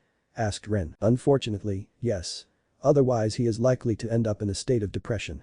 Tsunade replied, "It is a pity. I would have loved to torment him a bit more about it. Hopefully he will cut back on peeping if only for a while," stated Naruto. "We can only hope," replied Tsunade. It had been 2 days since Jiraiya had been mentally tortured, and he seemed to have taken to staying away from the hot springs for the time being. For this Tsunade was delighted, so much so that she had not gone gambling the day before and had just spent the day tormenting Jiraiya. However, Tsunade loved to gamble too much, and it was for this reason that she and Shizune walked into the lobby of their hotel much poorer than when they had left. Spotting the girls, they made their way over to them. "Tsunade-sama, you should really consider giving up gambling," stated Rin when she noticed them. "I do not see why I should. It is simply too much fun," replied Tsunade. "Even though you always lose?" questioned Naruto from behind Tsunade. Surprised at the sudden appearance of the blonde, Tsunade and Shizune quickly spun around to face Naruto. "When did you get here?" asked a shocked Tsunade. "I followed you in. So why do you gamble so much when you never win?" asked Naruto. "For your information, I do occasionally win." "Right, Shizune," stated Tsunade while turning towards Shizune. "Well, only on very rare occasions," replied Shizune nervously. "Traitor," mumbled Tsunade quietly before turning back to Naruto. "See, even she thinks you are terrible at it," stated Naruto. "Well, I would like to see you try to do better," replied Tsunade. "Fine, I will," stated Naruto. "Care to make a bet on it?" asked Tsunade. "Sure, what are the conditions?" asked Naruto. "Well, if you lose I get to keep everything in that wallet of yours, and I will let you choose what you get if you win," stated Tsunade, eyeing his unusually fat frog-shaped wallet. "Okay, if I win you have to train me and Hinata for a month, but how am I going to be able to gamble if the money in my wallet is one of the prizes?" asked Naruto. "Just take a few thousand yen, that should be enough to see how good you are. As for training you, I am willing to agree to that," answered Tsunade. Behind the pair, Rin quietly turned to Haruka and asked, "What was it you said about betting against Naruto?" "Just that it was not a good idea," answered Haruka. "So any idea how much luck he has?" asked Rin. "No, but I guess we are about to find out," replied Haruka. Casino. Walking into the casino, the entire group had come to watch the proceedings, wondering how bad this was going to turn out. Wandering their way through the crowd, Naruto spotted a coin on the floor which he picked up before making his way over to a slot machine, deciding that it was as good a place to start as any. Placing the coin into the machine, he pushed one of the buttons and immediately won a few more. Playing a few more times with the same results, he gathered up his winnings before moving to get his coins exchanged for higher amounts. Making his way over to one of the poker tables, he quickly began to play the game with the same results as with the slot machines. By the time they left the building, he had gone through every game within the casino and never lost once. The walk back to the hotel was done in silence as everyone except for Naruto was too stunned to comment on the impossibility of what had just occurred. Naruto, on the other hand, was too busy to even consider that what he had done might impossible, as he was trying to carry around a backpack and 2 large bags filled to the brim with the highest denomination the casino could supply, and combined with his recently upgraded weights, it was a difficult task. Making it to their hotel rooms, Naruto was relieved to be able to put down the bags. Turning back around to Tsunade, he asked, "So when do we begin training?" Forest. Naruto and Hinata had assembled in front of Tsunade in a clearing outside of the town they were staying in. She did not look pleased about the fact that it was going to take her away from being able to gamble for a while, but a deal was a deal. "Alright, you wanted training, so I am going to run you into the ground, but before I can do that I need to know what your current level of training is. To do that I will be asking questions about what you know, and you are to answer with everything you both know and what you each know individually," stated Tsunade. "So what do you want to know?" asked Hinata. "First of all I need to know what chakra control exercises you each know," stated Tsunade. "Well, we both know the leaf concentration, tree climbing, water walking and sand walking exercises. We can also keep our bodies warm in cold water, balance a kunai on our fingers without getting cut, and move small amounts of water over our bodies using a combination of the tree climbing and water walking exercises," responded Hinata. "I also personally know how to expel small amounts of chakra for the gentle fist fighting style," continued Hinata. Seeing that Hinata was finished, Naruto began to speak. "Well, the only other thing that I know that could class as a chakra control exercise is the steps needed to be able to perform the Rasengan." "You can perform the Rasengan?" questioned Tsunade, not sure whether to believe him or not. "Yes, it took me 4 months to get to the point where I could create 2 at once with decent speed," answered Naruto as he simultaneously created a Rasengan in each hand to demonstrate his point. Needless to say, it came as a shock to see a 12-year-old boy easily create 2 Rasengans and not look exhausted, which led to her next question. "Alright, so what are your chakra capacities?" asked Tsunade. Speaking up, Hinata answered, "Well, I have about a high Chunin chakra capacity, and well, we sort of give up measuring Naruto's." "Why did you give up keeping track of Naruto's capacity?" asked Tsunade, genuinely curious. "Well, I kind of went past cage level chakra capacity at age 7 from all of the chakra exercises, so it seemed pointless to try any measure it," answered Naruto. "In that case I want you to manifest your chakra like you did when you first learned to access it. I need to see this myself," stated Tsunade. Deciding it was best to follow her instruction, Naruto did as he was told. After a minute had passed, Naruto had reached cage level. A minute later, when he finally stopped, Tsunade was beginning to feel like an ant in comparison. This kid had so much chakra that it was visible in its uncontrolled state. A moment later the chakra was gone as Naruto stopped manifesting his chakra. Okay, I am going to stop doubting what you two say, at least for now anyway. Stated Tsunade. Now moving on, what are your skills like in the basic jutsu categories? Well, for Taijutsu I know the gentle fist fighting style, and I use weights. I know a few basic elemental jutsu along with 2 of the basic Hyuga jutsu, and we can do the basic academy jutsu and water breathing jutsu without hand signs. I can also perform the shadow clone jutsu and body flicker jutsus. I can detect and dispel only basic kinjutsu without the byakugan, as neither of our previous teachers were the jinjutsu type. I am about a mid-level medic nin, and I know how to create explosive tags and sealing scrolls, answered Hinata. What about you? Asked Tsunade, turning her attention to Naruto. I know the medical taijutsu style with weights. I am about the same level in jinjutsu and medical jutsu as Hinata. I know some elemental jutsu, and I can also do the academy jutsu and water breathing jutsu without hand signs. I can also do the Rasengan, shadow clone jutsu and the body flicker jutsu, and I can do the same basic written seals as Hinata. Answered Naruto. Oh, and we are also both working on learning elemental manipulation, although we have only completed the first exercise, continued Naruto. Alright, now what that was as far as Tsunade got in her next question, as the small group saw Jiraiya jump into the clearing. Did any of you feel that large chakra signature a few minutes ago? Asked Jiraiya. Naruto scratched the back of his head sheepishly as he answered, that was me, sorry. Turning to Tsunade, Jiraiya asked, is that true? Yes, and now that you are here, do you mind telling me why you taught this kid the Rasengan? Asked Tsunade. Huh? Answered Jiraiya dumbly. I have not taught the Rasengan to anyone. Continued Jiraiya. Well, if you did not teach him, then who did? Asked Tsunade while turning to Naruto. I learned it from a scroll my father left me. Answered Naruto. And just who was your father? Asked Jiraiya, already having an idea based on Naruto's appearance. Turning to Hinata, Naruto asked quietly, do you think I should tell them? Well, from what I hear, Jiraiya was your father's sensei, so it should be okay. Answered Hinata. Turning back to the two Sanin, Naruto answered his name was Minato Namikaze. Well, I guess that explains the resemblance.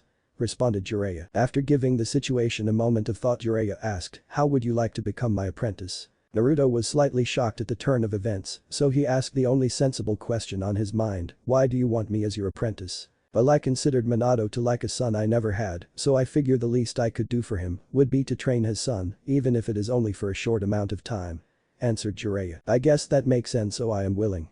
Responded Naruto. Hold on a moment, interrupted Tsunade, before you go taking on an apprentice, you should at least know what they plan to specialize in. Which I was about to ask them before you arrived. Turning to the pair she asked, so which areas do each of you intend to specialize in? Turning to each other, Naruto and Hinata realized that this was a question that they had never really considered. We never really thought about it, answered Hinata truthfully. That is okay, we can wait here until you make up your minds, but just remember that regardless of what you intend to specialize in, you should also occasionally spend time working on your other skills so that they do not become weaknesses. Replied Tsunade. Tsunade and Jiraiya both waited patiently for them both to decide, as this decision would decide what most of their training from this point on would entail. After a few minutes wait, Hinata was the first one to answer. I would like to specialize in taijutsu, ninjutsu and medical jutsu. So why did you choose those? Asked Tsunade. I chose medical jutsu because I want to become a medic nin so that I can heal people instead of hurting them, and I chose the others because I know that it is sometimes necessary to do so. Answered Hinata. That is one of the better answers I have heard for wanting to become a medic nin.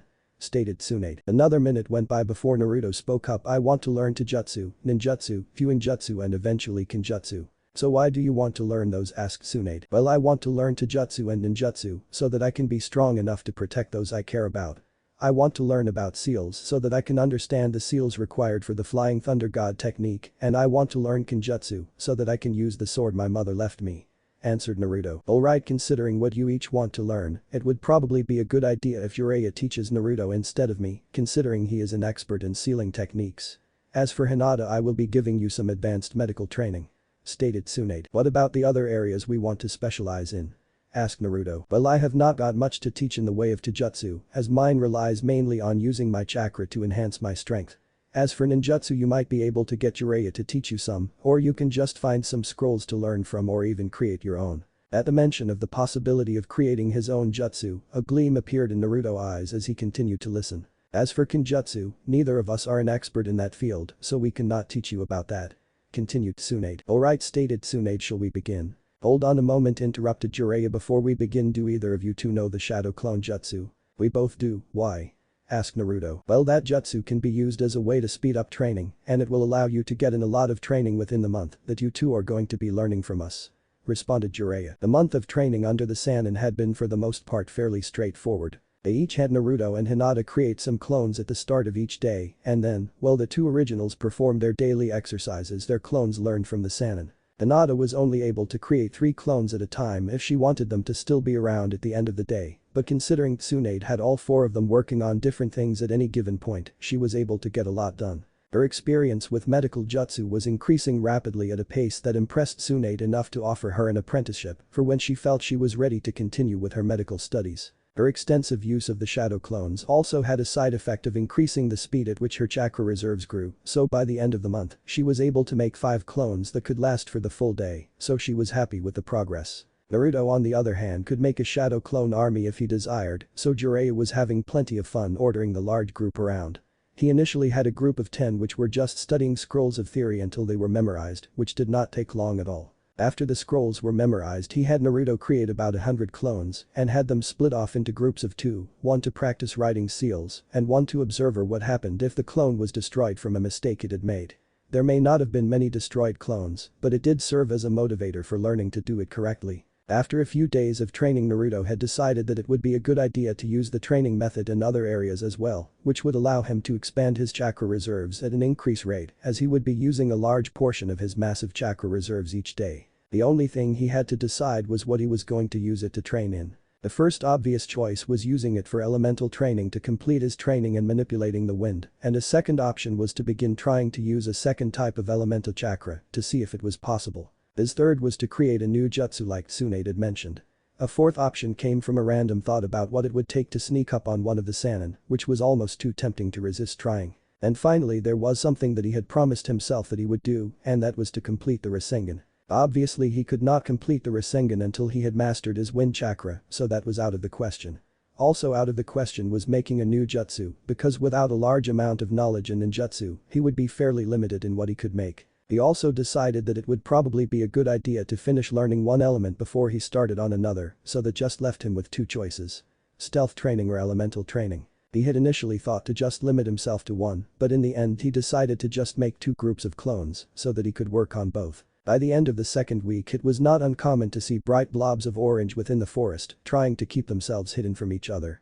From what everyone had worked out, and much to Rin and Haruka's chagrin, the Naruto clones had taken to wearing bright orange jumpsuits with pure white face paint covering their exposed skin. Luckily, when confronted, Naruto had just stated that only his clones practicing stealth would be wearing the rather poor excuse for a ninja costume, as he could see that wearing such a thing every day would draw way too much attention to him. By the end of third week the massive Naruto clones were less noticeable even wearing the strange outfit, and it was not uncommon for a gentle breeze to be flowing throughout the forest. By the end of the 4th week, however, every last Naruto clone had taken to wearing dark clothing and had learned to suppress his chakra to such a degree that it was as if they had less of a presence than a tree. It turned out that sneaking up on Jiraiya was more fun than he thought it would be, so much so that he was beginning to make the Jiraiya paranoid. This was mainly due to the fact that Naruto kept a few clones hanging around the hot springs, ready to alert any nearby women to his peeping, preventing him from doing his research. The wind-producing clones had also made great progress with their element during the last week. He could create blades of wind strong enough to cut thin branches off of trees and could create a wind strong enough to rival the Great Breakthrough technique. He doubted he had mastered the element, but he was certain that he was getting closer. Naruto's sealing knowledge had improved greatly during this time as well. He was definitely not an expert yet, but he was getting closer. He had even started to create an extra group of clones to just experiment with combinations of seals to see what would happen after all clones were expendable, so if something happened no one would be injured. Now though the month of training had passed and it was time for everyone to go their separate ways. Rin, Haruka and Hanabi went back to Tea Country. Tsunade, Shizune and Taunton went to the nearest town with a casino, and Jiraiya headed to the nearest town with a hot spring because, well, he was a pervert. That left Naruto and Hinata to decide what they were going to do, to which they decided that they had had enough of Fire Country for the time being and decided to go to Wave Country. Wave Country. They arrived by boat to one of the Wave Country docks, and it did not take long to see the poor condition of the town. Everything was overpriced, the buildings looked like they had seen better day, and the people they saw looked miserable. Things in this town were definitely not like they were supposed to be. From what they were told about this country, it was meant to be just prosperous simple fishing village. Obviously something had changed, and from what they could gather, it seemed that a man named Gato had bought out the shipping companies that the country relied on, and that those that did not sell were quickly forced to change their minds. Since then it seemed that the state of things in the country had gone downhill and no one was able to really do anything about it because of the mercenaries that Gato had hired. They were also able to gather information on a guy named Tizuna who was building a bridge to bring prosperity back to the country but was currently away attempting to hire some ninja to protect him. Naruto and Hinata had quickly decided after that they were going to help out and after a few quick questions they found themselves walking away from town towards Tizuna's house. About halfway to their destination they began to hear the telltale sounds of a fight coming from one of the side roads. Deciding to see what the cause was they quickly changed direction to follow the noises from the treetops. The scene they came across was of what looked to be a genin squad of 4 and their jonin instructor and an old man facing off against a missing nin. The missing nin was easily recognized as Zabuza from the Hidden Mist village, a specialist in the silent killing technique. The squad of genin appeared to be from the Leaf village and consisted of a brooding boy, a possible fangirl with pink hair, an Inyazuka boy if the dog by his side was any indication, and a guy in an oversized coat who was obviously an Abiram. Their jonin instructor was another easily recognizable figure known as Kakashi Haddock, known to have used his Sharingan to copy over 1,000 jutsu. Hinata had also used her Byakugan to find what appeared to be a hunter nin from Kiri, who was more than likely there to dispose of Zabuza, there was little to fear from her. But out of everyone there the old man was the one who caught their attention as he was a perfect match for the man named Tizuna who they were planning to help. Having recognized the old man they began to survey the situation in more depth. From what they could tell the jonin instructor had managed to get himself caught in a water prison jutsu and had tried to convince his students to abandon him. His students however seemed to be able to realize that they would not survive very long without him and began their attack. The Inyazuka kid tossed what looked like a pill to his dog, making it turn red before using a clone jutsu to change his dog into a copy of himself and began to attack a clone that Zabuza had sent out. While this was happening the Abiram was sending his bugs out to make their way around to the original from behind and the brooding kid had taken to throwing large shuriken at the original once it was obvious that he was going to be shown up but he did not. The pink-haired girl however just stood next to the bridge builder with a kunai in her hand and watched the others do the work. The Zabuza clone ended up being taken out by the Inyazuka, but considering that the clones are only 1/10 of the original strength it was bound to happen considering the strength of the teamwork shown by the Inyazuka clones. The original Zabuza had grabbed the first large shuriken thrown at him and had started to use it to deflect some of the others that were coming at him. After he noticed that he seemed to be losing chakra faster than what he should be, he noticed the destruction bugs on him, which provided enough of a distraction that it allowed one of the shuriken to get too close, forcing him to dodge releasing his hold on the water prison. Kakashi after being set free quickly got back into the fight and began using his Sharingan to mimic his opponent's movements and jutsu before being able to hit a distracted Zabuza with a grand waterfall technique to wash his opponent away, slamming him into a tree. When Kakashi went to finish his opponent off however the hunter nin that they had noticed before was quick to throw 2 senbon needles into Zabuza's neck, making him go limp. The hunter nin then thanked Kakashi and quickly disappeared with the body instead of destroying it, which combined with the placement of the needles in Zabuza's neck immediately alerted Hinata to the fact that the hunter nin was a fake. Hinata quickly informed Naruto of this fact before they both decided to introduce themselves. Using body flicker they both appeared about 10 meters from the Kakashi. Kakashi was immediately on alert as the two appeared and asked who are you and what is your purpose here? My name is Naruto and this here is Hinata Yasuharu. We are here because we want to help this town get back on its feet and that from what we heard the best way of doing that would be to protect the bridge builder here. Answered Naruto. By the way I think I should inform you that hunter nin you saw was a fake. Continued Naruto. Responded Kakashi before he collapsed to the ground. What did you do to him? Yelled Kiba as he ran over to his sensei. We did nothing so he is just suffering from chakra exhaustion. Stated Hinata. And how do we know you are telling the truth? Asked Kiba. You do not. Answered Naruto, but I would listen to her because unlike you she actually has medical training. Naruto then turned to Tizuna and asked so old man, do you think you could do with the extra bodyguards? My name is Tizuna and at this point I would be happy to get any help I can. Replied Tizuna. So, who is going to be carrying the half-dead guy? Asked Naruto. Tizuna's house. It was late in the afternoon when they finally arrived at Tizuna's house, but none of them minded especially those from Konoha as they had just survived an encounter with a Jonin level ninja. Walking into the house, Tizuna's daughter Tsunami was quick to spot the downed ninja being supported by Sasuke. Here let me help you get him into bed. There are some beds set up in a spare room at the top of the stairs on the right. Stated Tsunami as she placed one of the Jonin's arms over her shoulder. HN responded Sasuke as they carried the Jonin up the stairs, leaving everyone to wait until they came back down. Coming back down the stairs Tsunami finally noticed the large amount of people sitting around the room. I was not expecting there to be this many people. Is there anything I should know? asked Tsunami. Not really, just that there were only 5 ninjas sent from Konoha, and that these other 2 here just decided that they wanted to help out after seeing the state of the town. Replied Tazuna while pointing towards Naruto and Hinata. Oh well, I hope you two do not mind sleeping on the floor. We unfortunately do not have enough beds for everyone. Stated Tsunami. That is okay, we have some sleeping bags that we can use. Replied Hinata. The next day Kakashi had woken up and was feeling better than he would have had he not been under Hinata's care, for which he was glad. It had not taken long for him to remember the events of the previous day, however, and it was quickly confirmed that the Hunter Nin was a fake and that considering the states Abusa was in, it would probably take about a week to him to be ready to fight again. Deciding that his team needed training, he took the group into the forest and proceeded to inform them on how to perform the tree climbing exercise. Naruto and Hinata on the other hand were left to their own devices, and as they had already learnt the tree climbing exercise, they proceeded to head out to a nearby lake, which would allow Hinata to work on her elemental manipulation. Naruto on the other hand had decided to begin trying to upgrade the Rasengan with this wind element.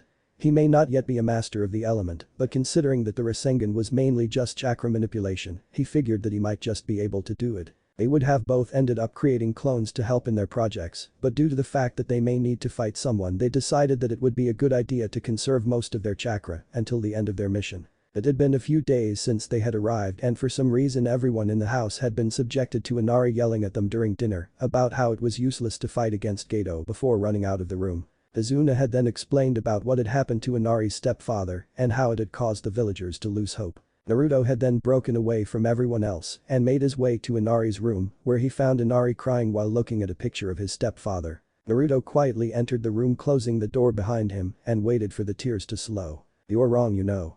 There is always a way to win," stated Naruto, startling Inari. "And what do you know, you have probably never lost anyone close to you," replied Inari in an angry tone. "You're right, I have never lost anyone close to me, but just because you lost someone does not mean you should just give up," stated Naruto. "Why, it is not like anyone can defeat Geto, he is too powerful," replied Inari. "If you give up then things will never get better," answered Naruto. "And what gives you the right to tell me what I should do?"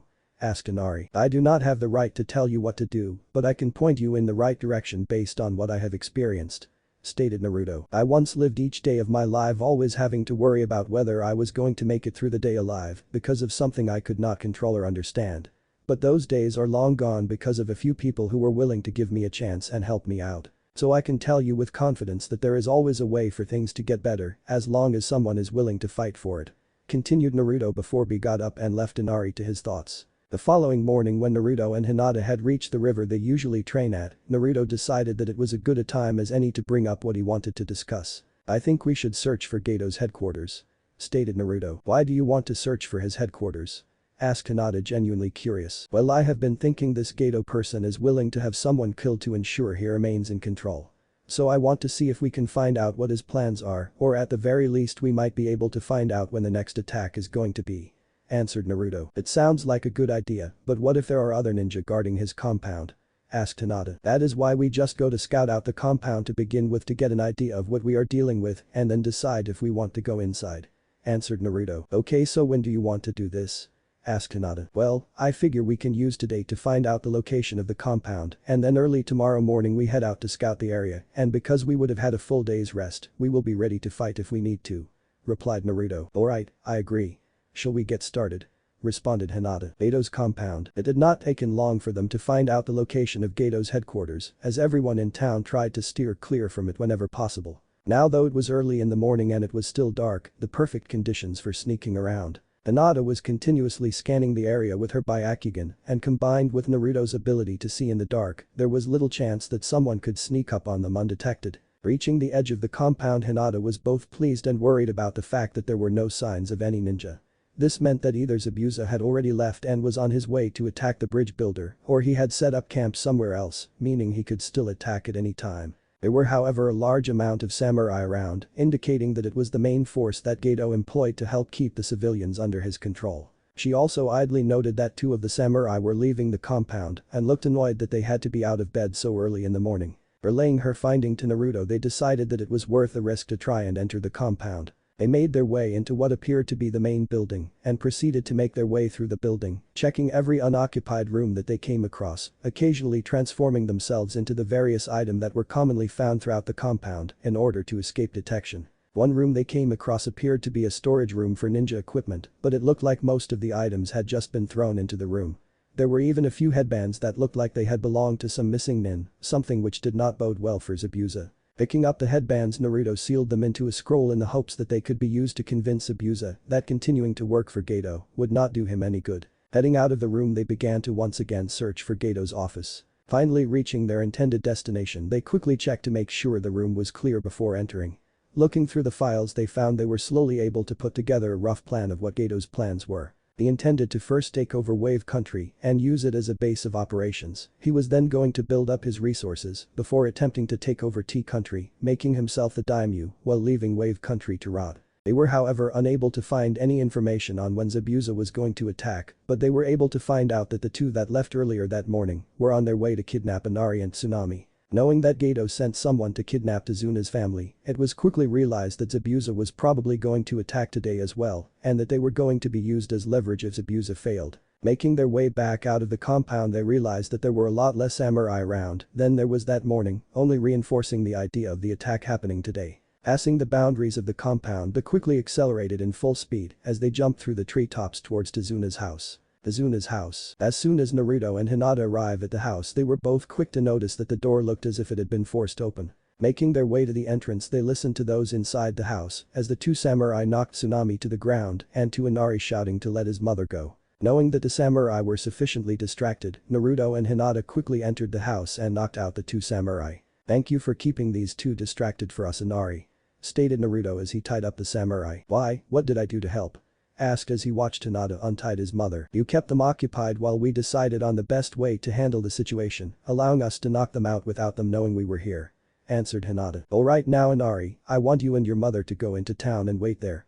If Geto sent his men to take you hostage, then the bridge is most likely under attack as well," stated Naruto. "What about those two?" asked Tsunami while pointing towards the two samurai. "We will keep them tied up in one of the rooms so that we can question them after we get back," stated Naruto. Bridge. Team 7 arrived at the bridge to the side of the workers lying on the ground either injured or dead, while a light mist covered the area. It was obvious what was about to happen. Zabuza was about to attack. Kakashi ordered his team to prepare for an attack just in time to be surrounded by water clones of Zabuza. Noticing the trembling form of Sasuke, Zabuza was quick to comment on the sad state of the ninja under Kakashi's command. That comment was soon shot down as Sasuke stated that he was trembling with excitement, and being given the go-ahead from Kakashi, he proceeded to take out each of the clones around the group before stopping back where he started. "Not bad even if the clones are only 1/10 as strong as the original," stated Zabuza. "They have improved since last time we met," stated Kakashi. "We shall see," replied Zabuza just before Haku sent some senbon into the group of genin, forcing them to split apart. But Sakura and Shino standing by Tazuna's side as Sasuke and Kiba stood side by side in the open, it was obvious who would be fighting first. Running towards Sasuke and Kiba, Haku was quick to throw some senbon at the pair before taking out a kunai to use in close quarter combat. Wanting to see how their students fared, both Kakashi and Zabuza watched as Sasuke and Kiba dodged the senbon before they began to run towards Haku. After getting in close enough, Haku swung his kunai to strike at Sasuke as he ducked below a punch from Kiba. Sasuke dodged to the side and pulled out a kunai of his own and moved forward to attack Haku. Kiba dropped to the ground and attempted to sweep Haku's legs out from under him, only to have Haku lightly jump over his legs, allowing them to pass under him before kicking Akamaru for attempting to bite him in the leg. Blocking a strike from Sasuke's kunai with his own, Haku used his spare hand to punch Kiba in the gut as he got back to his feet. Realizing that he stood a good chance at losing if he continued to fight these two with only Taijutsu, Haku jumped back away from the pair and started to perform the hand signs for his most powerful jutsu, the demonic ice mirrors. Both Sasuke and Kiba stayed where they were as ice began to form above the ground into solid blocks, ready to react at a moment's notice. "You are both better than I thought, but I am afraid I have to finish this now," stated Haku as he stepped into the mirror closest to him. Images of Haku appeared in each of the mirrors, making it impossible to know which Haku was the real one. "Do you know what kind jutsu this is?" asked Kiba while looking at the images. "No," Sasuke replied as he mainly eyed the mirror that Haku stepped into. Suddenly they were bombarded from several directions with senbon needles from what appeared to be a blur to their senses. The hail of senbon stopped just as suddenly as it started, only now they had a few senbon sticking in them and they had no idea which mirror Haku was in now. Kakashi, who up until this point had just been watching, moved to help them only to be blocked by Zabuza, saying that if Kakashi moved, then his students would be all that stood between Zabuza and Tazuna. Knowing that his students were not ready to face a Jonin in battle, Kakashi decided it was time for him to fight. Reaching up to reveal his Sharingan eye, he was displeased to note that Zabuza had found a counter to it, but he remained confident that he could win. Naruto and Hinata arrived at the edge of the bridge to find a dense mist covering the far end, confirming that today was the day that Zabuza was attacking. They quickly made their way to the edge of the mist where Hinata activated her Byakugan to find out the current situation. I see Tazuna and he is being guarded by Sakura and Shino. Shino appears to be staring intently in one direction. Stated Hinata before turning her attention to where Shino was looking. I can see both Kakashi and Zabuza fighting in the direction he is looking, so I am guessing he managed to place one of his bugs on Zabuza. Zabuza appears to have his eyes closed, so he is likely to be the one who created the mist. Continued Hinata before looking for the others. I also see both Sasuke and Kiba facing off against that hunter nin who we saw rescue Zabuza. They both appear to be in a dome made of mirrors and have a large amount of senbon sticking out of their bodies, although none of them appear to have hit anything life-threatening. Hinata continued. How long do you think they will last? Asked Naruto. Not long given the skill that the hunter nin is showing. Answered Hinata. How do you think we should proceed? Asked Naruto knowing that Hinata easily had more knowledge of the situation than he did. I think we should go and let Tazuna's group know we are here and see if there is anything else they can tell us. Then I think you should go and talk to Zabuza to see if you can convince him that Gato will betray him while I distract Haku.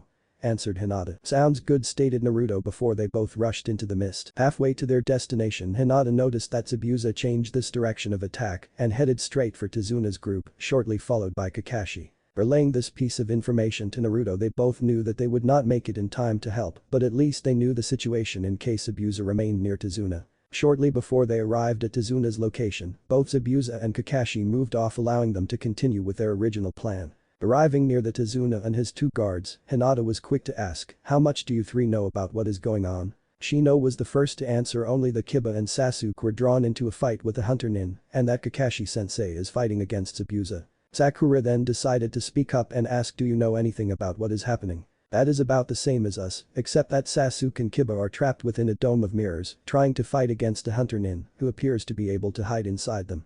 Answered Hinata. Hinata knew that it would cause them to worry a bit, but it was safer for them to know what they were up against, in case they found themselves in the same situation. Focusing her attention back on the battles taking place around them, Hinata saw Sasuke take a hit that was meant for Kiba, resulting in Sasuke being removed from the fight. Luckily it seemed that the hunter nin did not hit anything vital, so she was certain that he would be okay. After quickly relaying the information to the others, both Naruto and Hinata began heading in the direction of their opponents, leaving Sakura and Shino to once again guard Tazuna. Hinata was quick to make her way over to the dome of mirrors, and upon her arrival, it looked as if Kiba was on his last legs. Knowing it would likely be suicide if she entered without a plan, she tried to think of a way to allow herself to counter her opponent's speed. With her Byakugan it was easy enough to track her opponent and find out which mirror he was in, but keeping up with her opponent is what would allow her a better chance to win this fight. Then it hit her, she was wearing weights.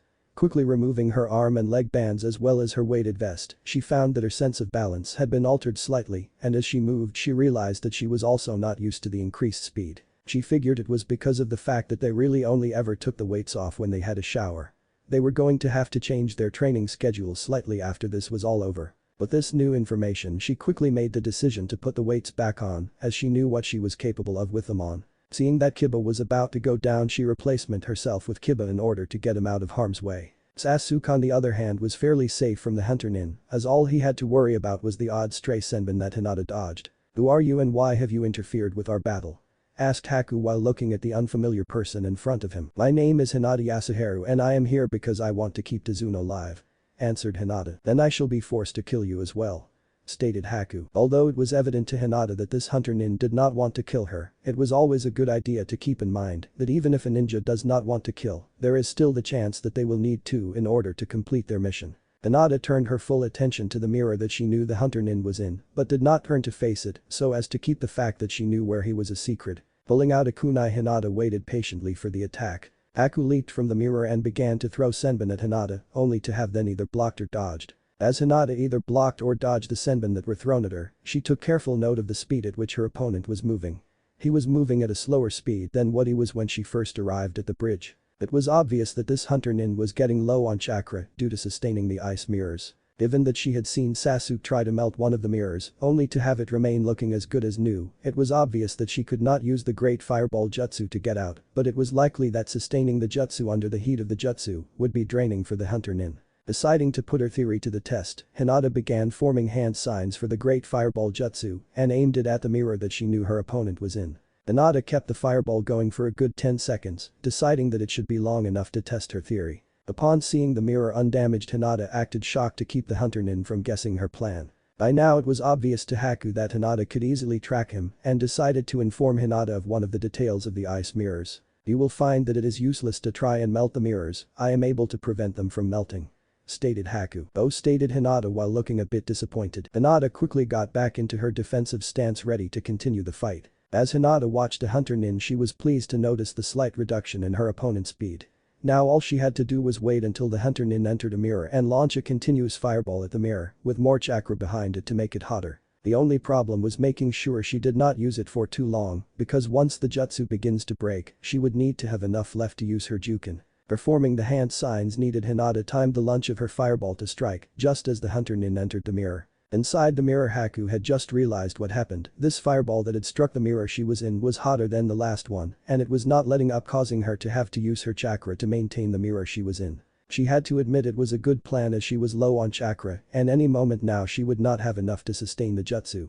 Deciding to save her chakra, she jumped out of the mirror and let the mirrors fall. One thing that Hinata's plan did not account for was that without the hunter nin supplying chakra to the jutsu, the mirrors were nothing more than large slabs of ice, and with nothing to hold them in the air, Hinata found that she had to jump through the gaps between the mirrors to avoid getting crushed as they crashed onto the bridge. Having gotten out of the death trap, Hinata once again faced her opponent, only for her opponent to suddenly turn around and race towards where Hinata knew Kakashi and Zabuza were fighting. After Naruto and Hinata split apart to go fight, Naruto had slowly made his way over to where Kakashi and Zabuza were battling. He might not have been able to see, but one does not get as good as he is at stealth without learning about tracking.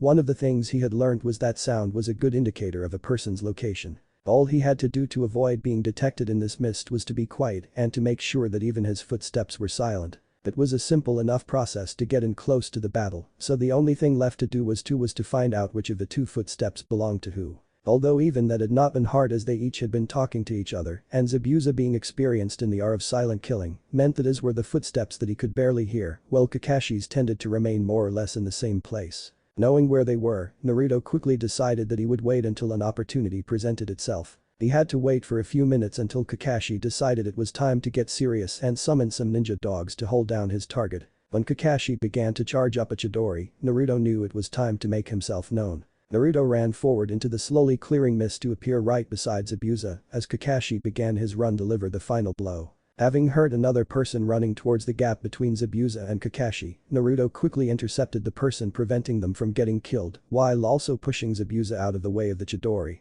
Both Zabuza and Kakashi were startled by the sudden appearance of Naruto, but hit it well. Zabuza was the first to recover and quickly attacked Kakashi, but ended up with both of his arms disabled.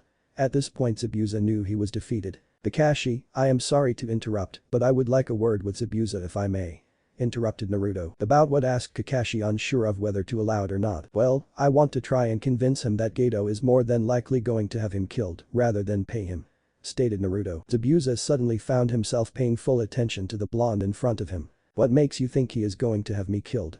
questioned Zabuza. "Well, for one thing, when Hinata and I went to spy on Geto's headquarters, we found out that he sent some samurai to kidnap Tazuna's family, so it is obvious that he wanted a backup plan in case you failed," stated Naruto. "Then there is the fact that when we arrived at the compound there were samurai everywhere, but as we left there was barely anyone there. So considering that you were heading into battle with another Jonin along with their genin team, it would be safe to assume that even if you did win, you would be in a weakened state after the battle, and all he would have to do is send in a large amount of samurai to finish you off," continued Naruto before reaching into one of his pockets and pulling out a scroll. "And then there is this," stated Naruto as he unsealed the contents to reveal some missing nin headbands. "We found these in one of the rooms in his compound, which combined with everything else I have said, makes for a fairly convincing argument." Zabuza considered everything that he had heard. It did make sense.